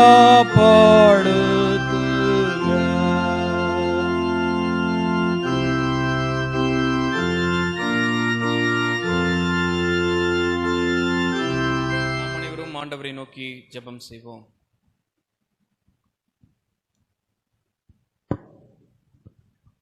அன்புள்ள பராபரனே, எங்கள் ஒன்றான மீட்பரின் பிதாவே, இவ்வுலகிலுள்ள உமது திருச்சபையை கண்ணோக்கி ஆசிர்வதியும். தமிழ் சுவிசேஷ லுத்திரன் சபையராகிய நாங்கள் சுத்த போதனையில் உறுதியாக நிற்க துணை செய்திருளும். எங்கள் பேராயரையும் குருமாரையும் ஆலோசனை சங்கத்தார் மற்றும் எங்கள் சபையிலும் சபை நிறுவனங்களிலும் உழைக்கிறவர்களையும் பிற இடங்களில் வேலை செய்கிற எங்கள் சபையாரையும் உம்முடைய பரிசுத்த ஆவியால் நிரப்பி அவர்கள் ஊழியத்தை ஆசிர்வதியும். எல்லாரையும் மீட்க வல்ல உமது நற்செய்தி எங்கும் பரவும்படி செய்து பிற மதத்தினர் எல்லாரையும் முக்கியமாக எங்கள் ஊராரையும் நாட்டினரையும் தேவரீர் உம்மிடம் திருப்பியருளும். நாங்கள் உம்மை உறுதியாக விசுவாசித்து உம்மிடமும் எல்லா மக்களிடமும் அன்பு வருவதற்கு எங்களுக்கு துணை செய்தருளும். அறுவடையின் ஆண்டவரே, உமது அறுவடைக்கு உண்மையும் நேர்மையுமான ஊழியரை எங்களிடையே அனுப்ப உம்மை வேண்டிக் கொள்கிறோம். திருப்பணிக்கென்று பயிற்றுவிக்கப்படுகிற மாணவர்களையும் அவர்களுக்கு போதிக்கும் ஆசிரியர்களையும் முத ஆவியால் நிரப்பியருளும். முத அறுவடைக்கு அனுப்பப்பட போகும் இவ்வூழியரை கொண்டு எங்கள் சபைகளுக்கும் நாட்டுக்கும் ஆசீர்வாதம் பெருகச் செய்யும். உலக அதிகாரிகள் எல்லோருக்கும், எங்கள் குடியரசின் தலைவருக்கும் அவர்களை சேர்ந்த யாவருக்கும் தேவையான எல்லா வரங்களையும் நன்மைகளையும் கொடுத்தருளும். எங்கள் நாட்டை ஆளுவோர் நியாயமானதை செய்து நாட்டை முன்னேற்றமடைய செய்யவும் அவர்களுக்கு வழிகாட்டியருளும். நாங்களும் பாவமான யாவற்றையும் வெறுத்து உம்முடைய சித்தத்தை நிறைவேற்றவும் நேர்மையான குடிமக்களாக வாழ்ந்து பிறருக்கு நன்மை செய்யவும் எங்களுக்கு துணை செய்தருளும். நாங்களும் தெய்வ பிள்ளைகளுக்கு அடுக்காத பொய், திருட்டு, பொறாமை, கற்பின்மை, அநியாய வழக்கு, பிரிவினை, வீண் செலவு முதலிய பாவங்களை விட்டுவிட்டு பரிசுத்த வாழ்க்கை நடத்த எங்களுக்கு துணை செய்தருளும். எங்களிடையே இருக்கிற ஏழைகள், நோயாளிகள், கர்ப்பவதிகள், மரண அவஸ்தையில் இருக்கிறவர்கள், பல வகையான இக்கட்டுகளில் அகப்பட்டிருக்கிறவர்கள், கிறிஸ்தவர்களாய் இருப்பது நிமித்தம் துன்பப்படுத்தப்படுகிறவர்கள் ஆகிய எல்லோருக்கும் உம்முடைய ஆவியானவரை கொண்டு ஆறுதலும் ஆத்ம பலமும் அளித்தருளும். பரம தந்தையே, நாங்கள் மிகுதியான பாவங்களை செய்தவர்களாய் இருப்பதினால் உம்மிடமிருந்து எவ்வகையான நன்மையும் பெற தகுதியற்றவர்களாக இருக்கிறோம். என்றாலும் எங்கள் மீட்பராகிய இயேசு கிறிஸ்துவ நிமித்தம் தேவரீர் எங்கள் பாவங்களை மன்னித்து எங்கள் விண்ணப்பங்களுக்கு செவி சாய்த்துள்ள உம்மை வேண்டிக் கொள்கிறோம். பஞ்சம், யுத்தம், கொள்ளை நோய், புயல் காற்று, பெருவெள்ளம், இடியினால் உண்டாகும் சேதம், எதிர்பாராத வகையில் நேரிடும் மரணம், நரக தண்டனை முதலிய கேடுகளில் நின்று எங்களை விலக்கி காத்திரலும். நிலம் தரும் விளைவை செழிக்கச் செய்து எங்கள் வாழ்க்கைக்கு தேவையான எல்லா நன்மைகளையும் எங்களுக்கு கொடுத்து உம்முடைய ஆசீர்வாதங்களால் எங்களை நிரப்பியருள வேண்டும் என்று உம்மை கெஞ்சி கேட்டுக்கொள்கிறோம். எங்கள் மரண வேளையில் மனக்கலக்கம் இல்லாமல் எங்கள் ஆவியை பிதாவாகிய உம்முடைய கரங்களில் ஒப்புவித்து மோட்ச ராஜ்யத்தை அடையும்படி அருள் முடிந்துள்ள வேண்டும் என்று இயேசுவின் வழியாக உம்மை வேண்டிக் கொள்கிறோம் சுவாமி. ஆமென். கர்த்தருடைய ஜெபத்தை நாம் சேர்ந்து சொல்லுவோம். பரமண்டலங்களில் இருக்கிற எங்கள் பிதாவே, நாம் பிரசித்தப்படுவதாக, உம்முடைய ராஜ்யம் வருவதாக, உம்முடைய சித்தம் பரமண்டலத்தில் செய்யப்படுகிறது போல பூமியிலேயும் செய்யப்படுவதாக. அன்றன்று வேண்டிய எங்கள் ஆகாரத்தை எங்களுக்கு என்று தாரும். எங்கள் கடன்காரர்களுக்கு நாங்கள் மன்னித்திருக்கிறது போல் நீர் எங்கள் பாவக்கடங்களை எங்களுக்கு மன்னித்தரலும். எங்களை சோதனைக்குள் பிரவேசிக்க பண்ணாமல் தீமைகள் அனைத்திலுமிருந்து எங்களை ரட்சித்துக் கொள்ளும். அதென்றால் ராஜ்யமும் வல்லமையும் மகிமையும் என்னென்றைக்கும் உடையவிலே சுவாமியும் ஆமென். கர்த்தரானவர் உங்களோடு இருப்பாராக. அவர் உமாதாவிடம் இருப்பாராக.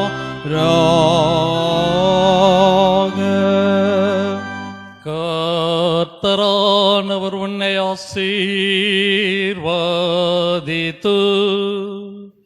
உன்னை காப்பாராக.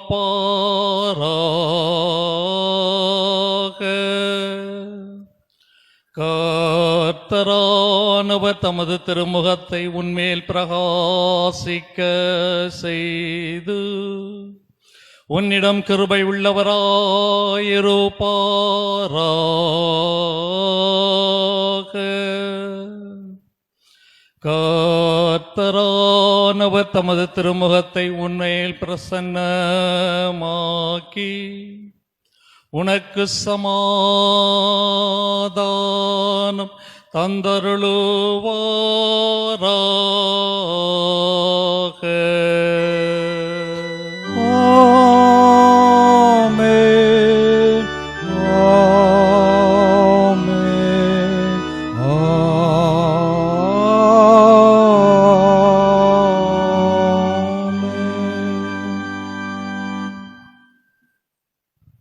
ஆராதனை முடிவு பாடலாக கர்த்தரை காப்பாற்றும் ஆசீர்வாதம் தாரும் எங்கள் மேல் உம்முகத்தை வைத்து வீசுமொழி என்ற 11ஆம் ஞான பாடலை பாடுவோம்.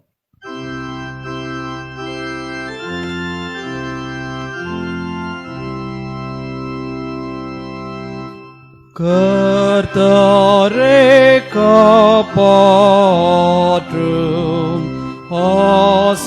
ஆசீர்வாதம் தாரும் எங்கள் மேலும் முகத்தை வைத்து வீசும் ஒளியாய்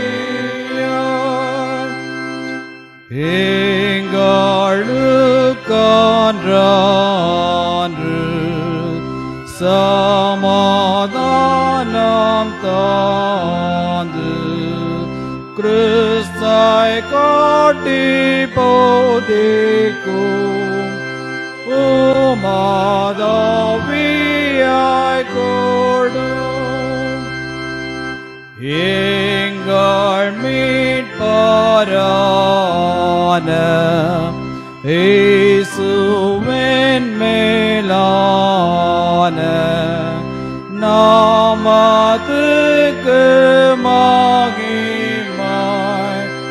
ஆமென். கேட்பீர் ஜெபத்தாய். ஆமென். அன்பு நிறைந்த எங்கள் ஆண்டவரே, ஆசீர்வாதமான இந்த நாளுக்காக நன்றிகளை துதிகளை தோத்திரங்களை ஏறெடுக்கிறோம். உமது பரிசுத்த பிரகாரங்களுக்குள்ளே இந்த நாளிலும் நாங்கள் கூடி வர உம்மை ஆராதித்து உம்மை மகிமைப்படுத்த உமது வார்த்தைகளை கேட்க உம்மோடு கூட ஜெபத்திலே பேச கர்த்தர் கொடுத்த இந்த கிருபைகளுக்காக நன்றிகளை துதிகளை தோத்திரங்களை ஏறெடுக்கிறோம். எத்தனையோ விதமான இக்கட்டுகளிலே கஷ்டங்கள் மத்தியிலே கடந்து வந்த பாதைகளிலே நாங்கள் பட்ட உபத்திரவங்கள் மத்தியிலே கடவுள் எங்களை விட்டு விலகாதவராக, நான் உன்னை விட்டு விலகுவதும் இல்லை உன்னை கைவிடுவதும் இல்லை என்று சொல்லி, நீ கலங்காதே நான் உன்னை ரட்சிப்பேன் என்று சொல்லி எங்களோடு கூட பிரசன்னராக இருந்து எங்களை ஆசீர்வதித்து வழி நடத்தி வந்திருக்கிறீர். எல்லா விதமான இடர்பாடுகளின் மத்தியிலும் ஆண்டவருடைய தெய்வீக பிரசன்னம் எங்களோடு கூட இருந்ததற்காக உமக்கு நன்றிகளை துதிகளை தோத்திரங்களை ஏறெடுக்கிறோம். எங்களுடைய துக்கங்களை சந்தோஷமாக மாற்ற வல்ல கடவுள், எங்களை விடுவிக்க வல்லமை உள்ள எங்கள் ஆண்டவர், எங்களை காக்கும்படி எங்களோடு கூட பிரசன்னராக இருக்கிற அன்பின் தேவன், எங்களுக்கு ஆரோக்கியம் வரப்பண்ணி எங்களுடைய காயங்களை ஆற்றுகிறவராக இருக்கிற இரக்கமுள்ள கடவுள், நீர் எங்களோடு கூட தொடர்ந்து பிரசன்னராக இருக்க வேண்டும் என்று நாங்கள் ஜெபிக்கிறோம். இந்த கொடிய தொற்று நோயினாலே நாங்கள் படுகிற கஷ்டங்கள் துன்பங்கள் எல்லாவற்றையும் ஆண்டவர் எங்களை விட்டு விலக்க இந்த தேசத்திலே உலக மக்கள் எல்லோரையும் ஆண்டவர் பாதுகாத்து கொள்ள இந்த கொடிய நோயானது மிக விரைவிலே எங்களை விட்டு விலகிய ஆண்டவரே, நாங்கள் உம்மாலே ஆசீர்வதிக்கப்பட கர்த்தர் எங்கள் பேரிலே இரக்கம் பாராட்ட வேண்டும் என்று நாங்கள் செபிக்கிறோம். உமது ஆசீர்வாதம் எங்களோடு கூட தொடர்ந்து நிரம்பி இருக்கட்டும். எங்களை, எங்களது குடும்பங்களை, எங்களது பிள்ளைகளை கர்த்தர் பொறுப்பெடுத்துக் கொள்ளும். எங்களுடைய உத்தியோக ஸ்தலங்களிலே கர்த்தர் எங்களுக்கு துணையாக வாரும். எங்களது குடும்பத்திலே சந்தோஷத்தை, சமாதானத்தை, ஆசீர்வாதத்தை தந்து நிரப்பும். இயேசுவின் நாமத்திலே ஜெபிக்கிறோம் நல்ல பிதாவே, ஆமென். எல்லா புத்திக்கும் மேலான தேவ சமாதானம் உங்கள் இருதயங்களையும் சிந்தைகளையும் கிறிஸ்து இயேசுவுக்குள் காத்துக்கொள்வதாக. ஆமென். சுவாமி கிருபையாயிரும், கிறிஸ்துவே கிருபையாயிரும், சுவாமி